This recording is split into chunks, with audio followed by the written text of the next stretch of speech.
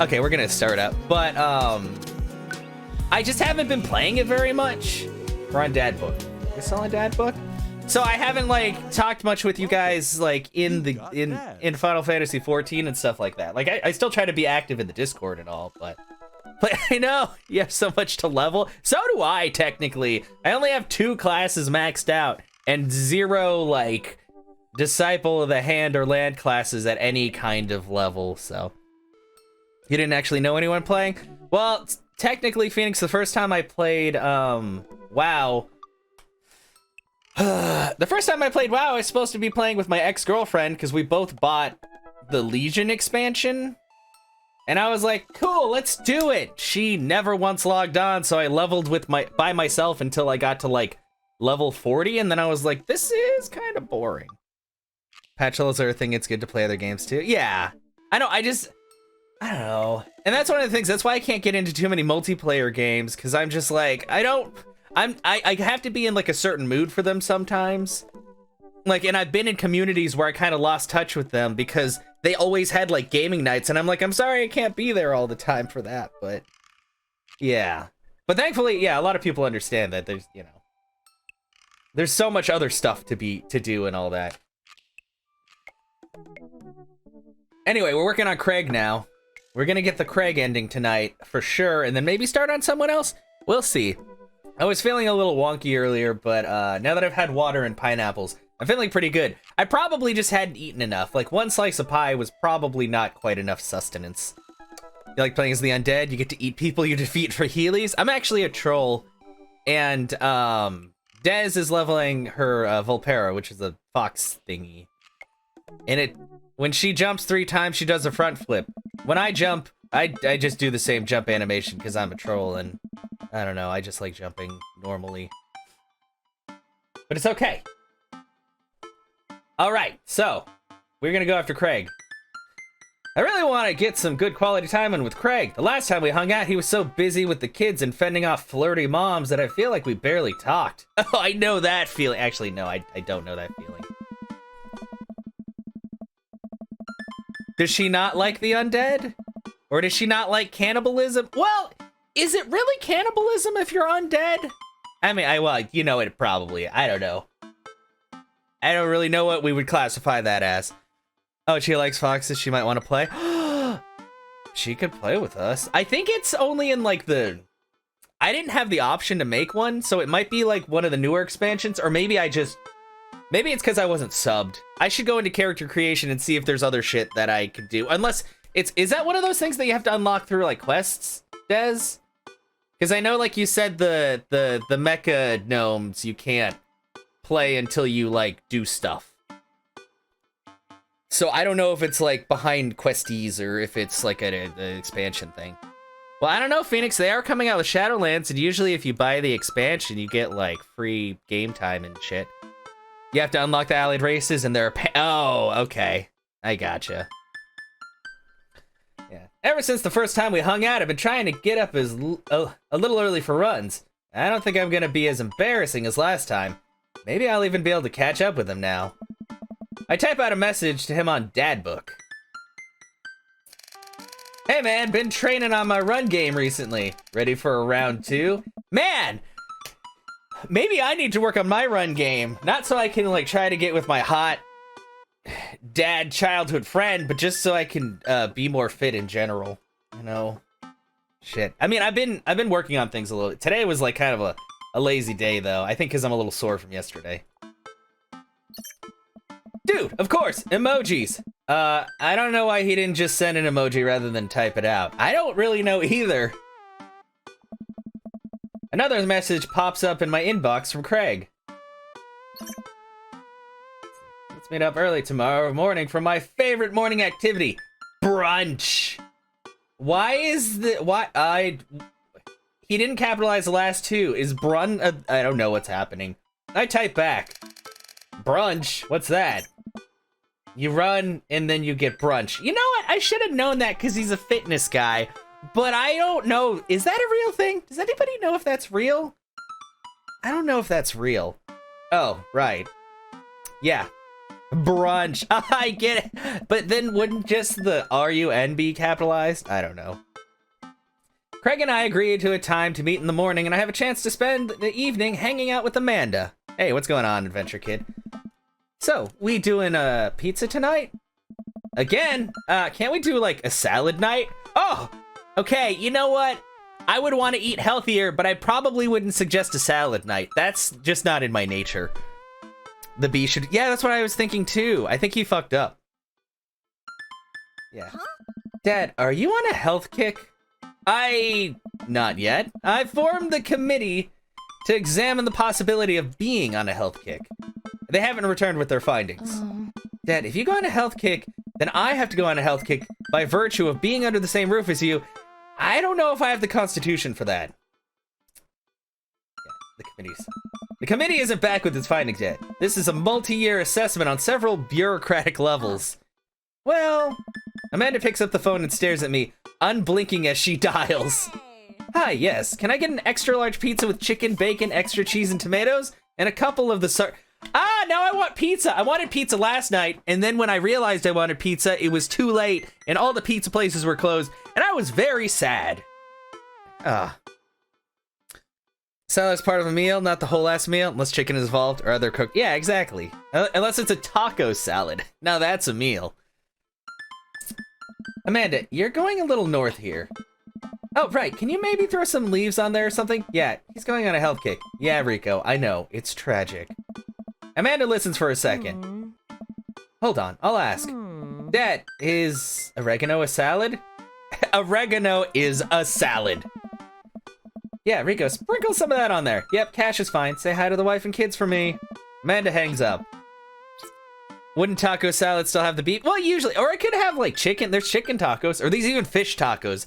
But I don't know about a fish taco salad. I mean, that could be a thing. I do like fish. Rico says, hey. The food gets delivered and we plop down on the couch to eat some za. Just be careful. Running it is a gateway drug. It's a slippery slope, Dad.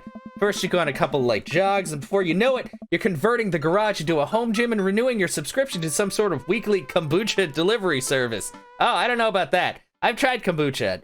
I was not a fan. Nice. Question. Shoot. What's kombucha? Okay, so you aren't too far gone yet. I'm just giving you a hard time, Pops. I'm really happy you're running more and caring about your health. I want to keep you around for as long as possible. Oh, my heart! My daughter doesn't want me to die immediately. That's real love. Yeah, pizza does sound good. Thanks, kiddo. Speaking of which, I'm running with Craig tomorrow. Hey, Dixies, how's it going? Kombucha's for hangovers. That's, you know what, that sounds about right. You gonna be able to keep up with him? Hey. Probably not.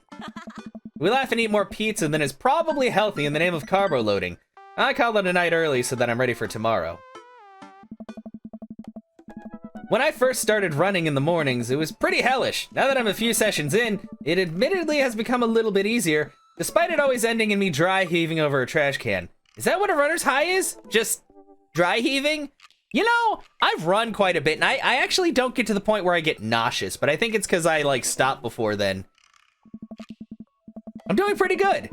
Me and Des spent most of the day, killing things in WoW, and now I'm romancing my, athletic dad friend. Seems like a good day, right? I also have, oh yeah, I have to eat. I'm also eating pineapple. Well, this is the last little bit of pineapple.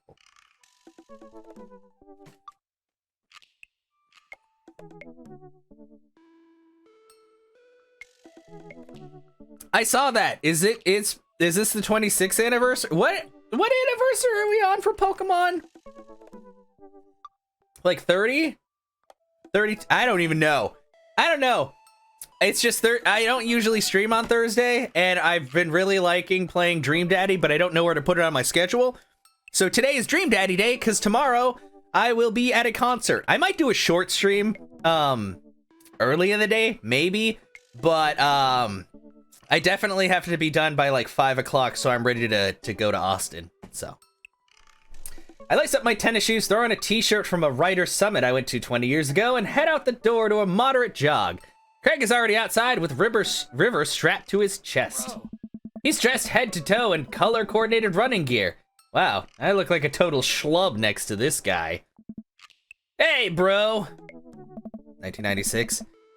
So that's 24 years? I thought they already hit 25, right? Did they not? Maybe it was their 20th year anniversary that they did all of the... Yeah, you know what? That's the one where they gave us all legendary Pokemon in X and Y. Man, it seems way longer ago than that. I guess they have released a whole lot of Pokemon over the years. Morning, Craig. River gonna be running with us? Best as she can. We're taking it to the limit, aren't we, kiddo? You. Oh, I know what that means. Craig hands her a stuffed toy, which makes her smile ear to ear. That's Arnold, the capybara. Sometimes it's the only thing that'll get her to stop crying. Oh, I've been there. Amanda had a stuffed panda that she carried around everywhere. She would have a tantrum if we tried to wash it. It was gross. Yeah. So, you been running lately? Every morning for 30 minutes. I'm basically an elite athlete by this point. Ha! Well, I'll try to keep up. That makes me feel terrible, because I've been, like, walking for, like, 30 minutes each morning, but... Fuck! It just sucks, because the treadmill I have, well, it's a decent treadmill. It's also kind of loud, and I don't really like using it, like, if my roommates are asleep or anything like that, so... I'll get over it, though. Eventually, I'm just gonna be like, you guys are just gonna have to deal with the noise, because I need to walk. Ha! Well, I'll try to keep up. Alright, Phoenix. So, where are we headed? I was thinking that we could do a couple laps around the park. Okay, that sounds reasonable. Then we'll do some hill climbs up a slope. Okay, I can probably handle that. And then we'll close it off by doing some wilderness survival hike running to increase our agility. I'm suddenly struck with the overwhelming need to crawl back into bed. I don't like the word hike running. That's a thing? I don't like hike running. Nice. That sound okay to you? I usually like to throw some time to murder sprints in there, but I'll go easy on you since you're a beginner. Murder sprints? That sounds like something I'm able to physically do. Hey. Not the murder sprints, but the rest of it. Great, let's get started. I mean, I need to walk more Dixies, but at the same time, for like, if I want to go to the store, generally it's a lot easier to drive because, well, the closest store is across the street from me, but it never has everything I need. And if I walked to the next nearest store, it would be about an hour-and-a-half walk there and back. Which I guess isn't terrible, but I'm constantly like doing shit, so I try not to spend too much time out and about if I can help it. Craig and I finally arrive at the park. A few other lone joggers make their way around the perimeter, and River waves enthusiastically at everyone we pass. It's a lot more peaceful in the mornings. Aside from the birds chirping and River gurgling away in the stroller, it's pretty quiet. She's not in a stroller, she's strapped to his chest like she always is. Trail running? Yeah. That sounds terrifying, though. Alright, good warm-up. That was the warm-up? Dude! Let's start the show! Nice. But wait. Craig reaches into his bag and tosses me a water bottle. I fumble it, but thankfully don't drop it. Oh. You gotta hydrate, bro. I take a long drink from the water bottle and feel invigorated. Man, I don't drink enough water. Hey. I look down and pick up Arnold, River's toy, and hand it back to her. Must have dropped this. Oh. Thanks for looking out, bro. Hey. You ready? My body's collapsed. Yeah, sure. Oh. We finally finish our however many 10th lap around the park. I'm breathing heavily, but I can't believe I actually didn't lose Craig. He's even breathing heavily too, which makes me feel a little better. I look down at my shirt and notice that I'm drenched in sweat. Huh, almost looks like a frowny face. That's one.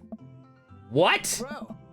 I'm just kidding, good hustle out there. Really impressed. You're way better than the last time I launched you off a treadmill. Yeah, man, you really pushed me to my limit just now. I can't believe I held on. Oh. Sometimes you just need someone there with you to push you to do your absolute best. I'm glad you could be that guy, bro. The baby eyes are creepy. Still not as creepy as Christian Bro's twins. Well, all of his children have creepy eyes. Oh, what's going on? Who's ready for hill climbs? Blap. Oh. There's my little cheerleader. Chaos, you ready? Ugh. You bet. Craig takes me to a separate portion of the park, whereas there's a steep hill that seems to go up forever. I strain my eyes to see some other joggers at the top. So what do we do now? We run up the thing. That looks like a lot. Yes, there's 2 things you need to know about this hill. 1, don't stop running till you get to the top. And 2, Craig points to the top of the hill. Hey. That's not the top. Oh, no! Let's do this! That's me. That's like when I went to, Death Valley to visit a friend, and we went hiking, and the first place we went hiking was like at 2,000 foot elevation, maybe a little higher. So the air was already kind of not that great. And then, it was way rockier than I thought. And within 10 minutes, I was dying. And I'm like, man, I'm really out of shape. Also, like, walking on uneven terrain stresses the fuck out of your legs and everything. So you have to kind of be ready for that. But you know what? It's fine. It was a learning experience. Yeah, let's do this. I finally reached the top of the hill after making my way past what I originally thought was the top of the hill. Once there, I hunch over onto my knees and gasp for air. My lungs are like daggers poking my ribs. I can feel my heart in my ears. River, I'm having a moment, please. Oh boy. Craig looks like he's taking a beating as well. So he is human. Yes, put your arms on your head and stretch out your elbows. It'll help you breathe better. I do as Craig says. Feels a little better, but I'm still in agony. And here, Craig tosses me the water bottle again. I hydrate like my life depends on it. Thanks, dude. Hey. Phenomenal work. You feel that lightness in your head? That's the runner's high. Oh, that's it. I thought I was just, dying. Want to take it slow for a bit? I would like that very much. As we're catching our breath, River starts crying. Ah, she looks like an old man. Oh. What's wrong, Sweet Pea? Do you want to play with Arnold? Craig looks around us. Nice. Oh boy, man down. Think we lost Arnold. You are a terrible father. How have you, kept Arnold all this time? River keeps wailing. Dude. I've abandoned my child's toy. We gotta find him, dude. It should be simple, right? We just gotta retrace our steps. I remember River last having it down at the bottom of the hill. Craig and I jog down the path, searching high and low for the stuffed capybara, which Craig takes the time to explain to me is a large rodent native to South America. We get to the place where River might have dropped it, but it's still nowhere to be found. Looks like we had a mystery on our hands. We have to get to the bottom of this. I suspect foul play. Looks like this is a prime case for world-renowned Detective Hand. Dude, it's time for a bro adventure. Or, you mean a bro venture? You fucked that one up, man. Come on. Yeah, I said it! A bro venture! It's really me! That's something I'd say. Anyway. Oh. We high-five and decide to jog back to the park to see if we can find any leads. So it looks like there's a couple more places to check and some bros around here we could interrogate. Sounds good. Hey. Wait, who's good cop and who's bad cop? Think about it for a second. Well, I think that with your stature and overall resilience, you would make an intimidating bad cop. But on the other hand, you do have an adorable baby strapped to your chest, so that softens the edges a bit. Oh. All valid points. I think you would make a great good cop because of your congenial attitude and willingness to try new things. But then again, I've seen how you get when there are too many commercial breaks during a show, so you have the potential to be a scary bad cop. I know, this game knows me too well. I don't want to have to watch Meat Hell in 3-minute segments with 5 minutes of commercials in between, and they're loud! The commercials are too loud! I just want to watch my shows in peace without people yelling at me to buy wiper fluid and stuff! Bro. Oh, case in point. Let's play it moment by moment. Smart. Nice. So, where to, Protective? Go to the woods! We make our ways to the outskirts of the park. There are a couple of benches by the dense tree line. Looks like Robert's here all by himself. This also seems like the perfect place to look for clues. Craig and I search through the outskirts of the wood, hoping to find anything that might lead us to Arnold. There are a couple of cigarettes and empty beer cans scattered around the thicket. This is probably the hot spot for edgy cheens to hang out at night and say swears and stuff. But it doesn't look like there is any recent activity that might be capybara related. This might be a dead end, partner bro. We return to the woods. Interrogate Robert. Maybe Robert saw something. We walk over to Robert's bench. Hey, Rob. Don't call me that. Okay, hi, Robert. Don't call me that either. Okay. Hey, buddy. I don't know. What are you up to? Thinking. This is my thinking bench. I have to get a solid 2 to 3 hours of brooding in per day, filling quotas. Have you, by any chance, seen a small stuffed capybara around? A capybara is a large rodent native to South America. I know. So, have you seen one? Hey. A stuffed one, not a real one. That would be weird. Be bad cop. All right, Robert, we've been nice. Help us out or I'm gonna go off, learn how to fight, and then come back here to kick your ass. You learning how to fight, please.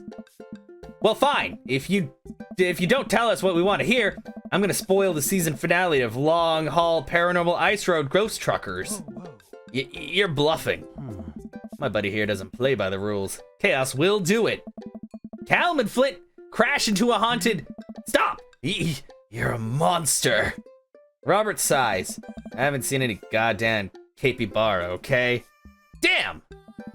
Fuck, I was such a good bad cop. We return to the woods. Hi, Panda! Okay, move to... We already interrogated. Where to now, bro? Time to go to the playground and interrogate some children. Hopefully you're enjoying your day off. Not too much. Like I said, I was playing WoW earlier with Dez, but now we're dadding it up. And actually, I feel really good. I think I was a little hopped up because I drank coffee and forgot to get water, so I was all like coffeeed up, but now I'm like evening out. Verily. Very good. We make our way over to a small playground at the edge of the park. A couple of kids play on the jungle gym while parents watch on the nearby benches. Over on one of the benches, I spot a familiar face. It better not be fucking Brian. It's Joseph! Oh no! Look for clues first. Craig and I, two grown adults, walk into the playground and begin examining it meticulously for clues. There's no forensic evidence here. No stray capybara hairs, at least. After searching fruitlessly for some time, we look up. All of the parents are staring at us. We smile and wave as we awkwardly slink away. He's got a child attached to him. Come on! We head back to the playground. Time to interrogate Joseph. Let's see what Joseph's up to. We jog over to Joseph, who seems to be engrossed in his book. You didn't want to go out at first, you're glad you did? Oh yeah? Oh, did you go out for food or just out? I went to see Birds of Prey. Oh, I've heard from a lot of people that it's pretty good. Wait, so did Phoenix see it? Phoenix, did you see it and then Panda saw it today? Or did you guys see it well, because you guys didn't see it together because you saw it the other day, right? Oh, it's kick-ass. Were you just like not so sure about it, Panda? Is that what it was? Because I can understand that. Joseph. Joseph nearly drops his book. Hey guys, I didn't think I'd see you two out here. Chaos, are you exercising? Wow. Thanks for fucking judging me, Joseph. I went to see it again. Okay, that's what I thought. Because I was like, I'm pretty sure he said he already saw it because he was saying good things about it. Sure am. You know me, I love to run and be healthy. That's kind of my whole thing. What are you reading? Oh, just a book on knots and rope tying. For boats. Boat ropes. Right. Oh. Say, you didn't happen to see a stuffed capybara around here. What's a capybara? Joseph, I know you know what a capybara is. Don't play dumb. Bad cop time. It's a large rodent that's native to South America. Joseph thinks for a second. Haven't seen one around. I'll tell the kids to keep an eye out. I don't trust any of your children. Brad is super suspicious. Your kids are here. Hey. Joseph looks around. Did he really just fucking say Lawrence of Arabia? What the fuck, Brad? They were here a second ago. Must have gone exploring around the park. Do you know where they could have run off to? Oh. They're kids. They get into mischief sometimes, but they always come back. They're not fucking cats, bro. They're kids, and they're also creepy as fuck. Sounds a little suspect, Joseph. Mischief, you say? Oh. Wait, am I being interrogated right now? No, yes, only if you did something wrong. Huh, What are you hiding, Joseph? Whoa, kinda getting the third degree here. This is serious. There's a capybara on the line.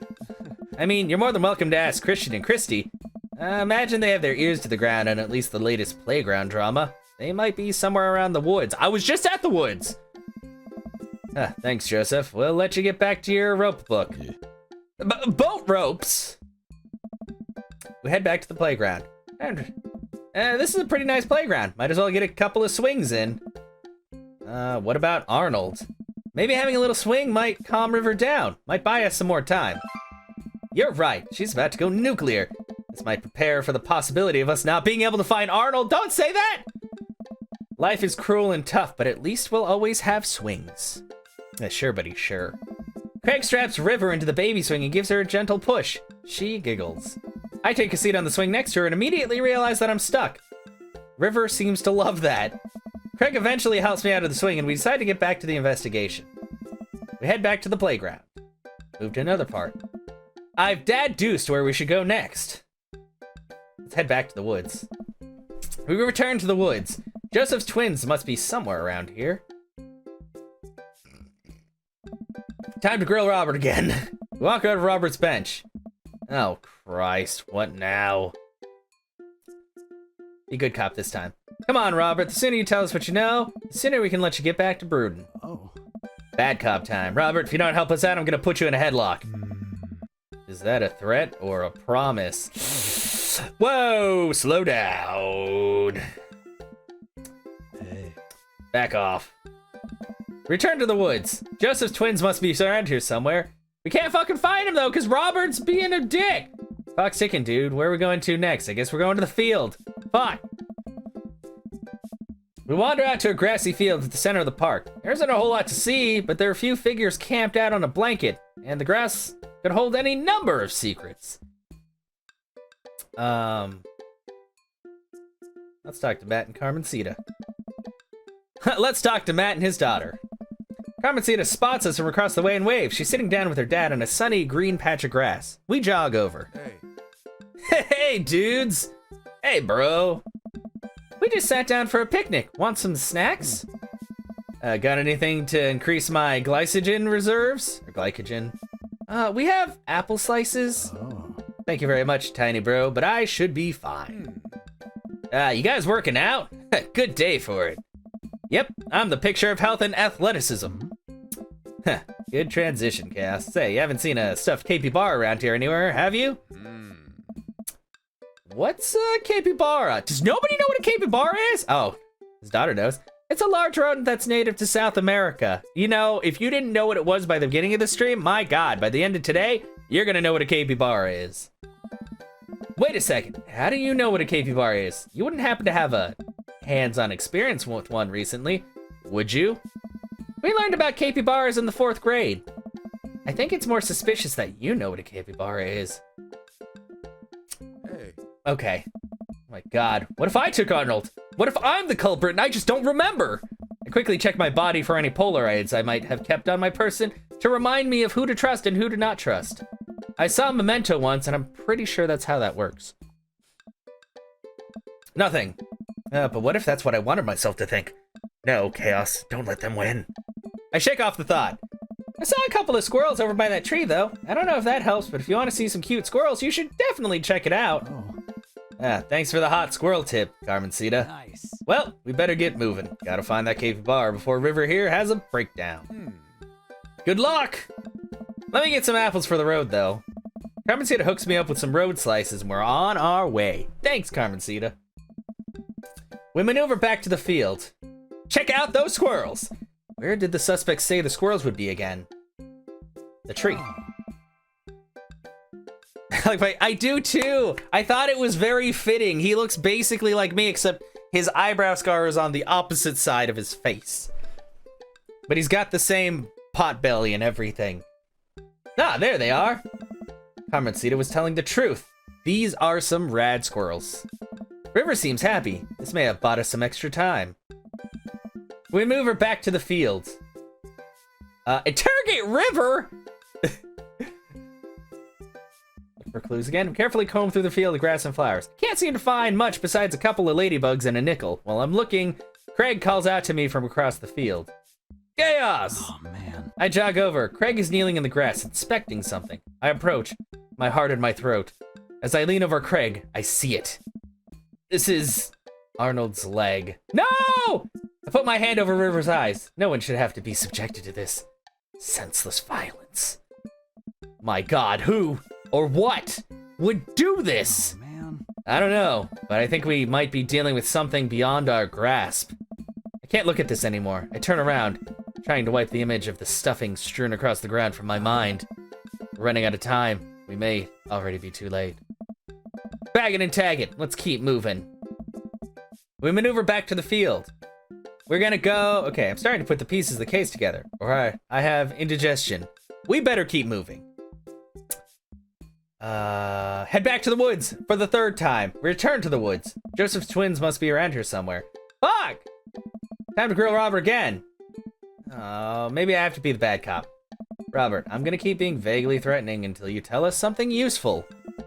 I haven't seen any goddamn capybara, okay? Crap, I was really nailing the bad cop bit too. I thought for sure we had something. Nice. Now what, bro? Joseph said his twins are around here somewhere, but I have no idea how we're supposed to find them. Wait, those creepy kids? Why didn't you tell me they had something to do with this? Huh, maybe I should have left the good cop, bad cop routine to the pros on TV. Nice. Anna, hi! How have you been doing? I hope you've been good. It's been a little while. I know you've probably been busy with like school and stuff, but I hope you're well. Yeah, Robert, bro, do you know where they are? I do. A lot of people underestimate the senses of a man who broods. I saw them lurking around here a little while ago. Where'd they go? Hey. Ran into the woods. I'd be careful though. I don't trust them. I don't trust those children either. We're not the only ones that think I think everybody thinks Brad's kids are creepy, except for Brad. And he might even think they're creepy. But then again, I don't trust anyone. Not even you guys. Not even that baby. Blip. I take that back. You're an old soul, kiddo. Oh. Thanks for your help, Robert. The woods. Go deeper into the woods. I stare into the depths of the forest. Who knows what could be in there? Oh. Are you prepared for what we might face in here? Yes.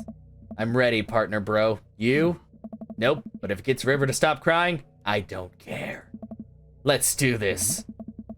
We start down the path into the woods, keeping our eyes and ears peeled for any sign of Arnold. There are no squirrels or birds anywhere. The silence is unsettling. The sun can barely peek through the canopy. It's colder here. Suddenly, we hear voices. I want to do it! You got to do it last time! Craig and I come to the clearing where we find Christian and Christy kneeling over something. I bet they're ripping Arnold apart, the little fuckers! Also, hi, Anna. I'm sorry you came in on that. Yeah, you have been very busy. It's okay. I know you've got a lot going on. As long as you're doing okay, that's what matters, Anna. You are fantastic. Stop right there. Nice. And put your tiny hands where we can see them. Christian and Christy just stare at us. You heard the guy. Put your hands up. We're kinda in the middle of something here. Yeah, can you come back later? What are you kids doing? Cutting stuff up. They are! My heart is pounding. Is this the end of the line? I step closer. I can't believe what I'm seeing. A pair of safety scissors lies in the dirt, and it's Arnold. What have they done to him? You went to the gym and fell asleep in the car before. Oh no! Nice. Anna, you gotta give yourself time to rest too if you're sleepy. Arnold! Goob! You heard the baby. Hand over the capybara. No fair. Finders keepers. No, not finders keepers. That's our property and you've desecrated it. Well, how can you prove it's yours? Craig holds up Arnold's severed leg. I have to look away. Oh. You two got sloppy. You left evidence behind. I think you'll find that this leg fits perfectly onto his body. Yes, they're crazy and they're only like 7. Christian and Christy look at each other. They don't know what to do. How about a deal? You give us the KP bar, we don't tell your dad about this. Fine. She hands over the stuffed animal. And give us those safety scissors. They are clearly no longer safe in your hands. Yeah, like messy. Exactly. She hands them over. I'm glad we could figure this out. Come on, partner. Craig and I start making our way out of the woods. He turns around and calls back to the twins. Nice. And tell your dad to stop letting you watch true crime shows! With the capybara back with its rightful owner, Craig and I shamble into a nearby diner, exhausted from our adventure. We find ourselves in a corner booth and settle in. Yeah, they are evil, evil children. That was a tough case, but we cracked it. We're different now. Changed. Did we get in too deep? Hey. It's nothing a hearty brunch can't fix. My stomach grumbles. I suddenly realize how big of an appetite I worked up. Brunch! Give me brunch! Oh. I have strong philosophies on brunch. You see, the first thing you do is divide your brunches between bougie brunch, the upper class, mimosas and egg Benedict brunch, and grimy brunch, the give me coffee and bacon and cheesy hash browns brunch. There's a time and a place for both, and I think most of life is about figuring out which one you need and more. I want hash browns now! Anyway. So, what kind of brunch dad are you, Chaos? Grimy brunch. Huh. Make it fried and oily and clean the floors with a hose and I'll be happy. Keeping that grime. A fine choice, but wait, aren't you going on a health kick? Nothing like a mountain of cheesy potatoes O'Brien to refuel after a run, right, bud?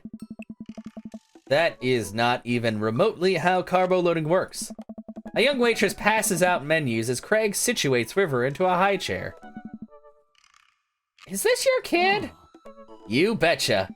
She's so cute. Hi, you. Blech. Hey, kid. Middle school is gonna be really tough, but if you can make it through that, you can make it through anything. The waitress walks away after winking at Craig. Ha! Seems like you're the most eligible dad bachelor in town. Oh. Guess so. Anyway, here's the thing about brunch. You don't do business during brunch. Brunch is a time for rest, relaxation, and restoration with those that you love. And while we're having brunch at a traditionally brunch time, the most important thing to remember is that brunch isn't a time, it's a state of mind. Oh. If you can't have brunch on your plate, you can always have brunch in your heart. I don't disagree with you. I just don't know if I can match your intensity. Oh. I'll open your eyes, bro. Just you wait. We order our food and the waitress, after very blatantly hitting on Craig multiple times, eventually brings us our brunch feast. River munches on cereal right next to us, more or less managing to get it in her mouth. Hey, what's going on, avoided cat? The bacon has misled us. It's okay. I gotta say, man, it's been really great having you back to hang out with. Things have been so busy with work and fitness and the kids. I just haven't had time to really go out and get to know people. With you here, it's like we're picking up where we left off. I know the feeling, man. Moving to a new place could have been really rough for me, especially with Amanda going off to college soon. You're making this a lot easier. Craig smiles at me. Hey. Hey, it feels really good to go on another bro venture with you, dude. Just like old times. For a while, I forgot about anything that was bothering me in my life, and it was just you and me and more coffee? I don't know. Oh, no thank you. So, do you like workout? Yeah, most calisthenics, but I try to lift as part of the regime. Or regimen. I think he said something else. It's fine. That's so cool. I've been looking for a workout buddy, you know? I wish I could help you out, but I'm enjoying brunch with my workout bro right now. She's gonna like shoot daggers at me. Hello. Well, if you change your mind. The waitress slides a folded note to Craig and walks away. Craig makes a face as he reluctantly puts it into his pocket. Begone, thought! We can't take you anywhere, can we? Brap. Oh. It's a blessing and a curse, isn't it? Next time we hang out, we should be in the middle of the woods where people can't interrupt us. And also maybe in some different woods than the ones where little kids like to vivisect things. Craig laughs. Hey. Man, remember all our camping road trips back in the day? Joshua Tree, Yellowstone, that was the best. I'd give anything to do that all over again. Dude, we should do a camping weekend. Oh, I don't know, bro. I'm an adult now. I have all these adult responsibilities. I don't know if I can just drop everything and go hang out in the woods for a few days, you know? Come on, dude. If we plan things right, we can do this. Craig, don't you ever do anything for yourself? Craig stares into his coffee mug. Well, Anna, we're saying this because, like, we're trying to hang out with this guy, and everybody's, like, trying to, like, get with him, and he's all like, I got shit to do, you know? And it's awkward. It's awkward when you try to, like, just hang out and do stuff, and people are like, hey, and they try to edge in. Like, think of it this way, Anna. Like, when you went to the birthday party, you remember that and how that was awkward? That's, like, his life all the time. And nobody wants that. Anna the Craig, here, yeah, exactly. You know, and it sucks. Like, you know what? Sometimes it's like, it's cool and it's like, you know, like when, well, actually, no, I'll take it back. When people flirt with me, I'm very confused, to be perfectly honest. But at the same time, I'm like, oh, this is kind of cool. But I can understand if it was happening like all the time while you're just trying to hang out, I'd be like, bro, come on. No. Hit on, no. Like, flirting. Yeah. Yeah. Craig stares into his coffee mug. I think I already said that. It's I don't know. Of course I do. Yeah? Like what? Oh. Sometimes I let myself have one scoop of vanilla ice cream before bed, but only if I didn't meet my caloric intake for the day. No, you don't have to apologize, Anna. You're fine. Yeah. Huh. And sometimes I let myself hit the snooze alarm, but only once. Dude, you gotta relax sometime, or it's gonna kill you. Oh, Max sounds cute.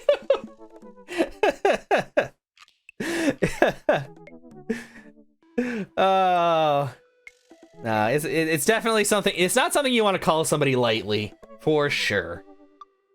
Please come camping with me. It'll be so fun, bro. I guess I could get Smashly to take the kids for the weekend.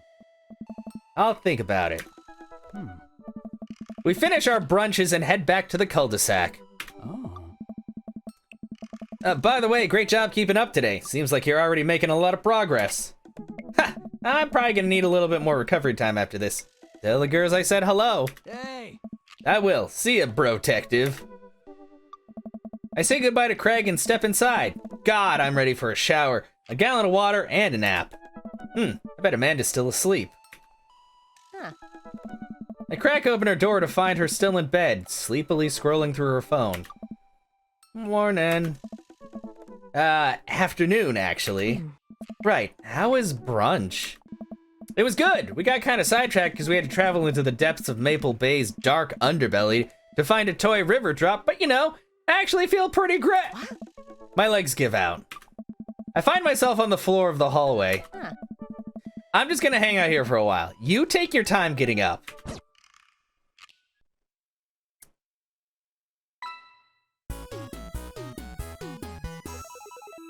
Fiscal responsibility, bad cop. Oh, I think I'm only gonna get it. Oh, S That rank. was amazing. Just like back in college. I've missed you, dude. Thanks, dude. How's it going, dude? Don't know if it's America here. In England, KFC is selling buckets of 80 popcorn chicken. Yeah, like $7. It's super cheap. But I saw that, but I don't know if it's in America. I think it's just in the UK. It's a beautiful night and the air smells so fresh. So I decide to take the long way home. I casually stroll through the neighborhood, taking in the sights and sounds of a suburban city with a low crime rate and wide, walkable sidewalks at night. As I approach the bar, I can hear patrons inside cheering. No, I bet the game is on. I wonder if my team is playing tonight. A drop of water hits my head, and now it's lots of drops of water. It's pouring rain. Maybe I should wait this out inside. Yeah, that is a lot of chicken. Well, popcorn chicken's fairly small, I guess, but 80 of them is, oh, that's a lot. I order a beer from the bar and settle in. Turns out that my team isn't playing tonight, but I can certainly enjoy the game regardless. The bar is unusually crowded. The feeling of camaraderie over a shared love for the game makes me smile. Sports are nice. I look over into the corner and spot none other than Mary, sitting alone in the corner, nursing a cocktail. Something about her seems different this time. Now that she's by herself and not hanging off some younger guy, she looks so sad. She does look kind of sad all the time. You can eat that in 2 weeks. I could probably eat that in like a day. Not like, and that's bad, but like sometimes I can eat a lot and sometimes I don't. Yeah, it's Mary's haunt, yeah. Imagine buying that and sneaking into a movie theater. That'd be pretty awesome. She looks up and half-heartedly raises her glass to me before staring off into the middle distance. Say hi. I'm gonna go talk to Mary. She seems sad. She's a conundrum, this woman. A day? Yeah. Anna, like there's some times where I can eat a lot of food. Like I have had times where I eat like an entire pizza and then I feel horrible afterwards. Or like days where I can only eat like 2 slices and I'm like, yeah, I have to work on that. I mean, I have pretty good self-control, but certain foods, if I get them, I just eat a lot of it. And then I'm like, I need to stop. I decide to go say hello. I walk over to her booth. She doesn't look up. This seat taken? She still doesn't look up. I take a seat anyways, and she finally notices me. Hey. Hey, cowboy. I don't like that she has like pet names for me. You can eat 3 muffins in a row. Like, are we talking about like the big muffins or like regular sized muffins? Because we sell like jumbo muffins. And those are really good, but they're also probably terrible for me. You're that way with sliders? Yes, big, you like? Yeah! I like the big ones where they're like floofy. Big floofy muffins are the best. I like blueberry or lemon. I like lemon muffins. It's not everybody who it's fast food to share. Well, I guess some people do. Yeah.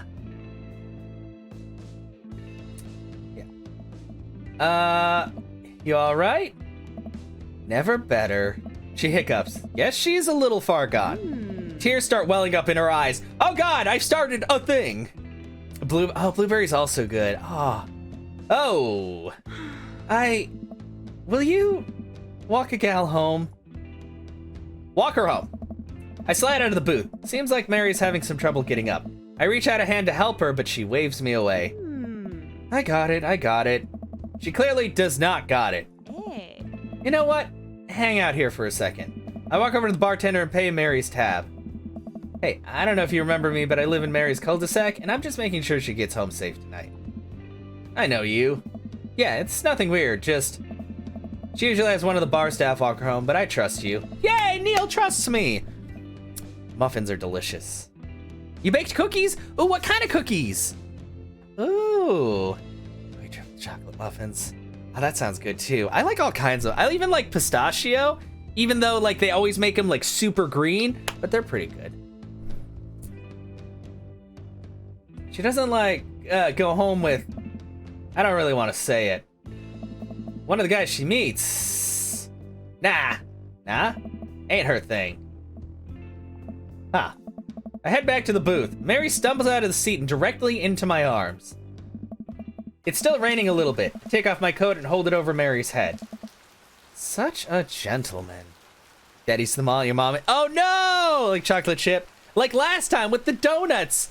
He keeps eating all the donuts. Don't eat all the donuts, Anna's dad. She needs some too. Anna deserves donuts. Please. Oh, cheesecake is really good. Let's get you home. Mary and I walk in silence up the street towards the cul-de-sac. I have no idea what to say to her for fear that she might hit on me. Or not. What did the bartender mean by ain't her thing? Sorry you have to see me like this. I'm usually not. I know Joseph doesn't like it when I just... Sorry. It's alright. Sorry if I'm ever mean to you. It's alright. No, it's not. I know it's not. It's just, I'm having a really... forget it. Oh my God, we're getting some character shit going on.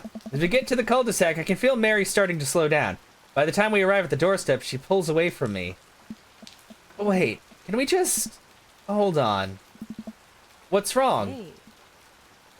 Hey, say... How about another drink? Old time's sake. Ah, come on, Mary, it's bedtime. Mary looks me up and down, giving me a half smile. Hey. You're right. She pulls me in close for a hug, holding me onto me for a little longer than feels appropriate. She mumbles into my chest. It's very good for the one that oh yeah, Costco makes really good stuff too. Steven said doesn't like cheesecake. I mean, that's fine. I can't date her. There's no dating Mary. Mary is married. You're a good kid. Thanks for the company. Why does she keep calling me a kid? How old is Mary? I need to know. Mary gives me a pat on the back, straightens out her sweater, and walks the rest of the way to the front door herself. Ah.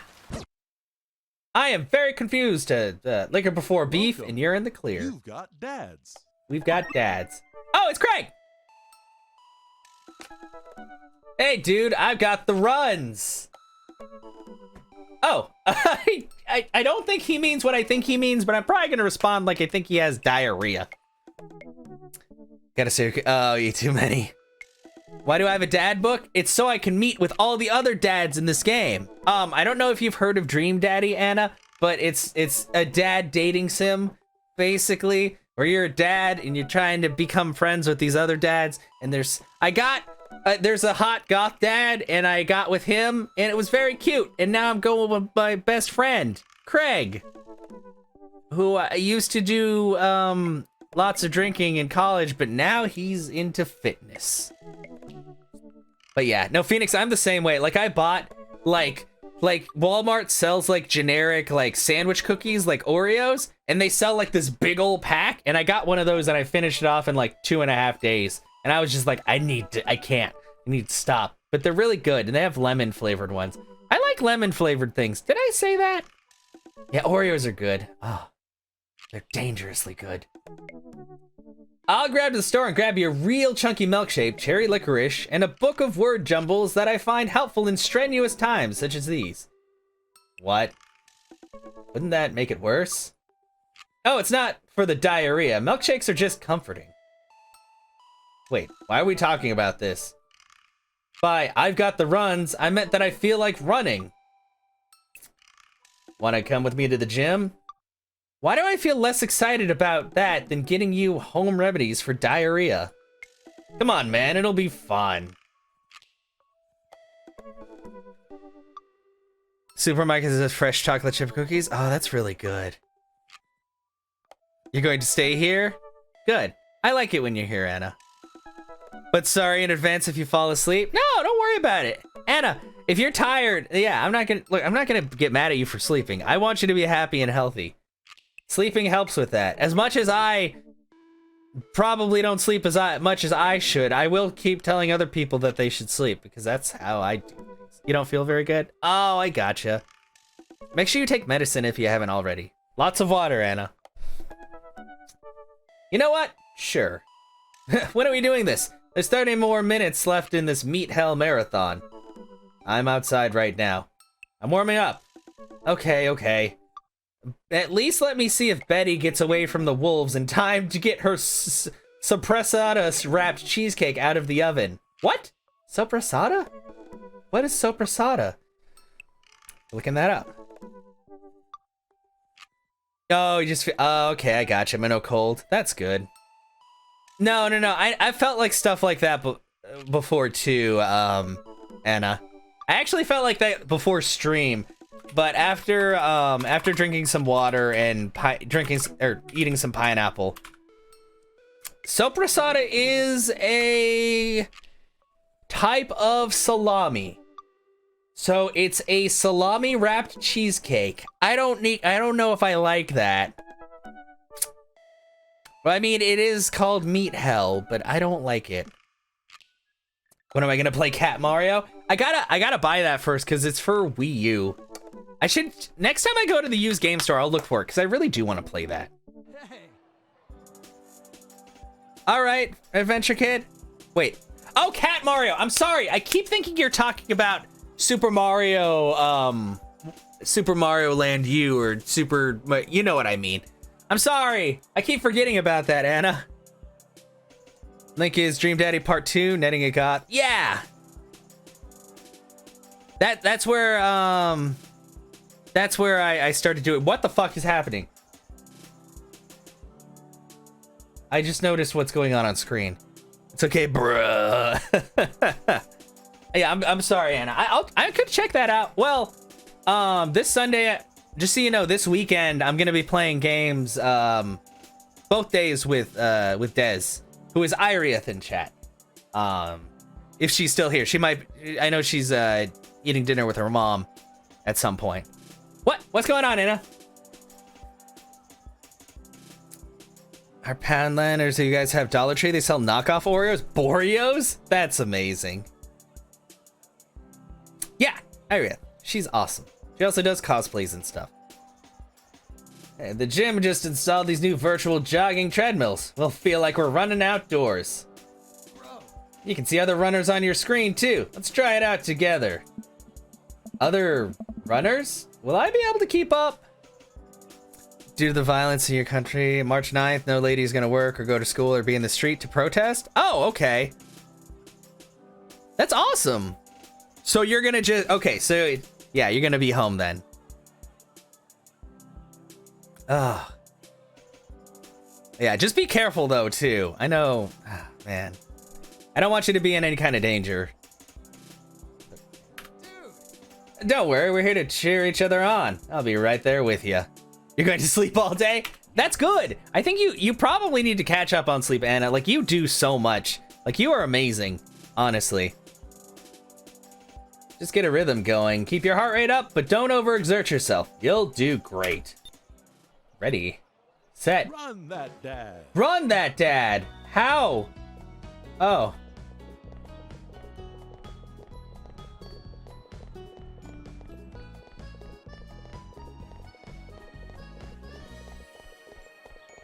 Sorry, I'm playing a mini game right now.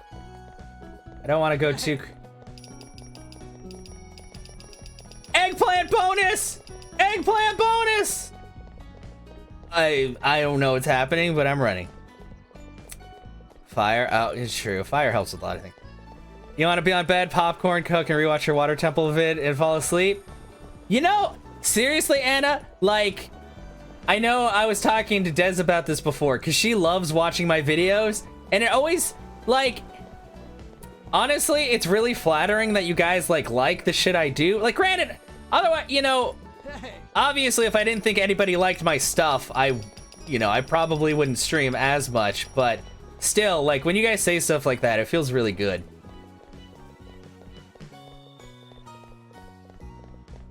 So that sounds like a good day to me.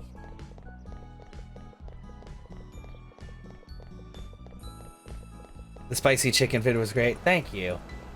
I gotta do more stuff like that. Like I said, I might actually get into stuff like eating spicy things or other things. Cause that was a first for me. Okay, so no matter what I do, I can never outrun Craig, but I can keep up with him at least. Oh shit. You have not seen that one? I think it's good. It's literally me talking forever while eating chicken that is a little bit too spicy for my taste. That waterfall, that's not how waterfalls work. Why is it so sweaty?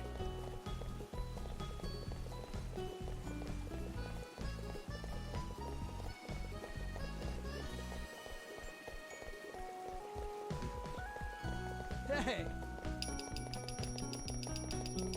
I feel like I'm doing really freaking good in this mini game. Maybe I'm just really good at clicking things. Monday, Tuesday manifest, yeah. Oh, what's up, Anna?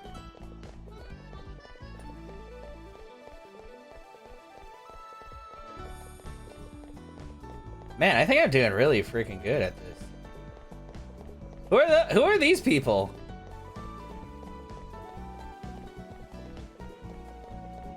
Who's that guy? Is that Teacher Bro? Dude. You played new season Fortnite, you have 5 wins? Oh, no, that's awesome.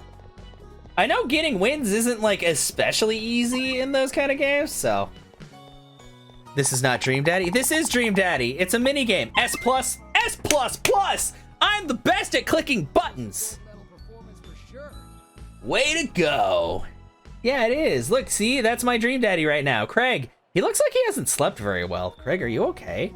Welcome. You've got dads. I've got dads on Dead Book. Dead Book. Seer. And you teabag a guy and every day he sends you messages on Xbox? Oh, no. She's not talking to... You like Matt? I actually... You know who the first person I got was? It was Damien. I got with Damien first. And it was adorable. This game is so wholesome. Yeah. But I'm getting with Craig because he's childhood friend. And also because he's on the left side. So I'm probably going to progress from left to right. because I don't know if I want to date Robert or Joseph because both of them are terrifying in their own ways. Also, Jarrah, thank you so much for the host. How are you doing? It is 24 minutes, though? Wait, what's 24 minutes? Oh, yeah, my spicy chicken thing. It's wholesome until you see... Yeah, no, Seer, the very first day, I went to the bar and I watched the game and I talked with him and then we went home and there were 3 decisions and I thought the middle decision was the neutral decision. The middle decision is not neutral. The top 2 decisions both lead to fucking, and I was not ready for that. So I got scared and I ran away and then I reloaded the game because apparently that screws stuff up later on the line. So I left that alone. Yeah, no, she was talking to me, Anna. It's okay. I know you play a lot of games and yeah. Like I said, it's cool that you got that though. I'm glad. But yeah, people get kind of fussy if you teabag them sometimes. I don't know why. Yeah, don't worry. Okay, you know what time it is, guys? It's time for Craig level 3 once I save this game. Message. You know what they say about third dates? They get pretty serious. You might not have time to browse dad book for a while. Are you ready? Yeah. Save and continue. Well, I just saved, but you know. Dad tip 51. You can save bookmarks directly to your desktop. Well, why would I want to do that? That's too many things. But yeah, we did, and then I backed out and tried again. You're so tired. It's okay, Seer. You did good, though. You did good. Rest your feet and your back and anything else that might be kind of achy after all that. You never got to a third date? Aw. Anna, I would take you out on a third date. After the first 2, we'd have to go to the first 2 first. I'd take you out for tacos. Or maybe not. Maybe you guys might cook better tacos than the rest. I don't know. I've never had tacos from Mexico. They're probably wildly different from what I eat here because everything is like Americanized and weird. But what happens on the third date? I don't know. You eat tacos and you talk about stuff that you like. Relationships happen as fast as you want them to, so you could get together on like the 3rd date or like the 30th date. It's all about what you're comfortable with. Tacos here. Yeah, exactly. Are the true tacos, yeah. That's why I don't really trust all the tacos here. Although, tacos in Texas are pretty close, because a lot of those places are actually like owned, like mom and pop places owned by people from Mexico who actually know how to make tacos. But I definitely want to go to taco places down there. You cannot tacos and play yeah, exactly. You know what? I'd do that for you. Even if I don't really like Fortnite that much, it's okay. It's better with company. You've had tacos made by actual Mexicans. I probably have too, but yeah. And Phoenix can see the stream. Yeah, it is different. It's the way they prepare things is different as well. It's pretty cool. It took some time for our schedules to line up, but I was finally able to find a weekend where Craig and I could go camping. Brokeback Mountain 2. The Mountaining. He always stays so busy with work and the kids, but it's good to know that we'll just be able to spend some time together relaxing together in nature. Since our first run, I've managed to go on regular runs with Craig. I mostly do them because it seems like the only time we get to hang out, but the added benefit is that I've seen a lot of improvements in my health. Designing Will, aw. I was able to sift through the attic and find my old camping gear for college. Craig put me in charge of bringing the sleeping bags in the tent, while he takes care of the food. So I double-checked to make sure everything's ready to go. Craig should be here any minute now. Amanda's gonna be spending this weekend on a school trip to our nation's capital. She hasn't been away from home without me for longer than a day since she was 14. Hope she isn't feeling as nervous about it as I am. 12-hour kitten stream? Wait, there's a 12-hour... What? Oh yeah, there are like dog watching and cat watching streams, aren't there? They're way more popular than I am. It's okay. Hey, Amanda Panda. Amanda's in the middle of sitting on top of her luggage in order to get it to finally zip. Hey, Pops. Ready for your trip? Once I get this bad boy all zipped up, I'm good to go. How much did you pack? That seems like a lot for 2 days. Oh, it's all of my camera equipment. Lenses, tripod, flash, all that. Are you even gonna have time to take pictures? I'll find a way. I need to get some good shots for my series on national monuments. Ooh, what's the series about? It's one of those internet series where I reimagine Disney princesses as founding fathers. What? Yeah, what?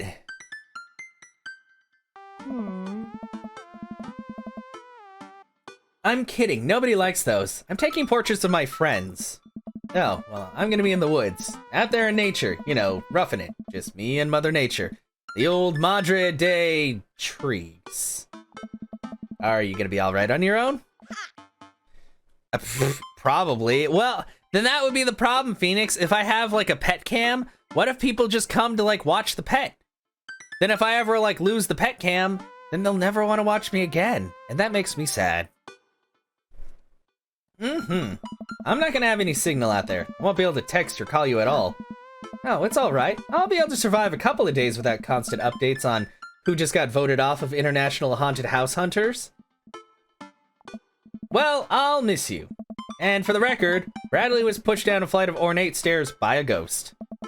They were really beautiful stairs. Amanda finishes zipping up the big suitcase and lugs it next to the door of her bedroom. She turns around and gives me a big hug. Which makes me wonder, is there an animal tag in fucking Twitch? There's a lot of different tags.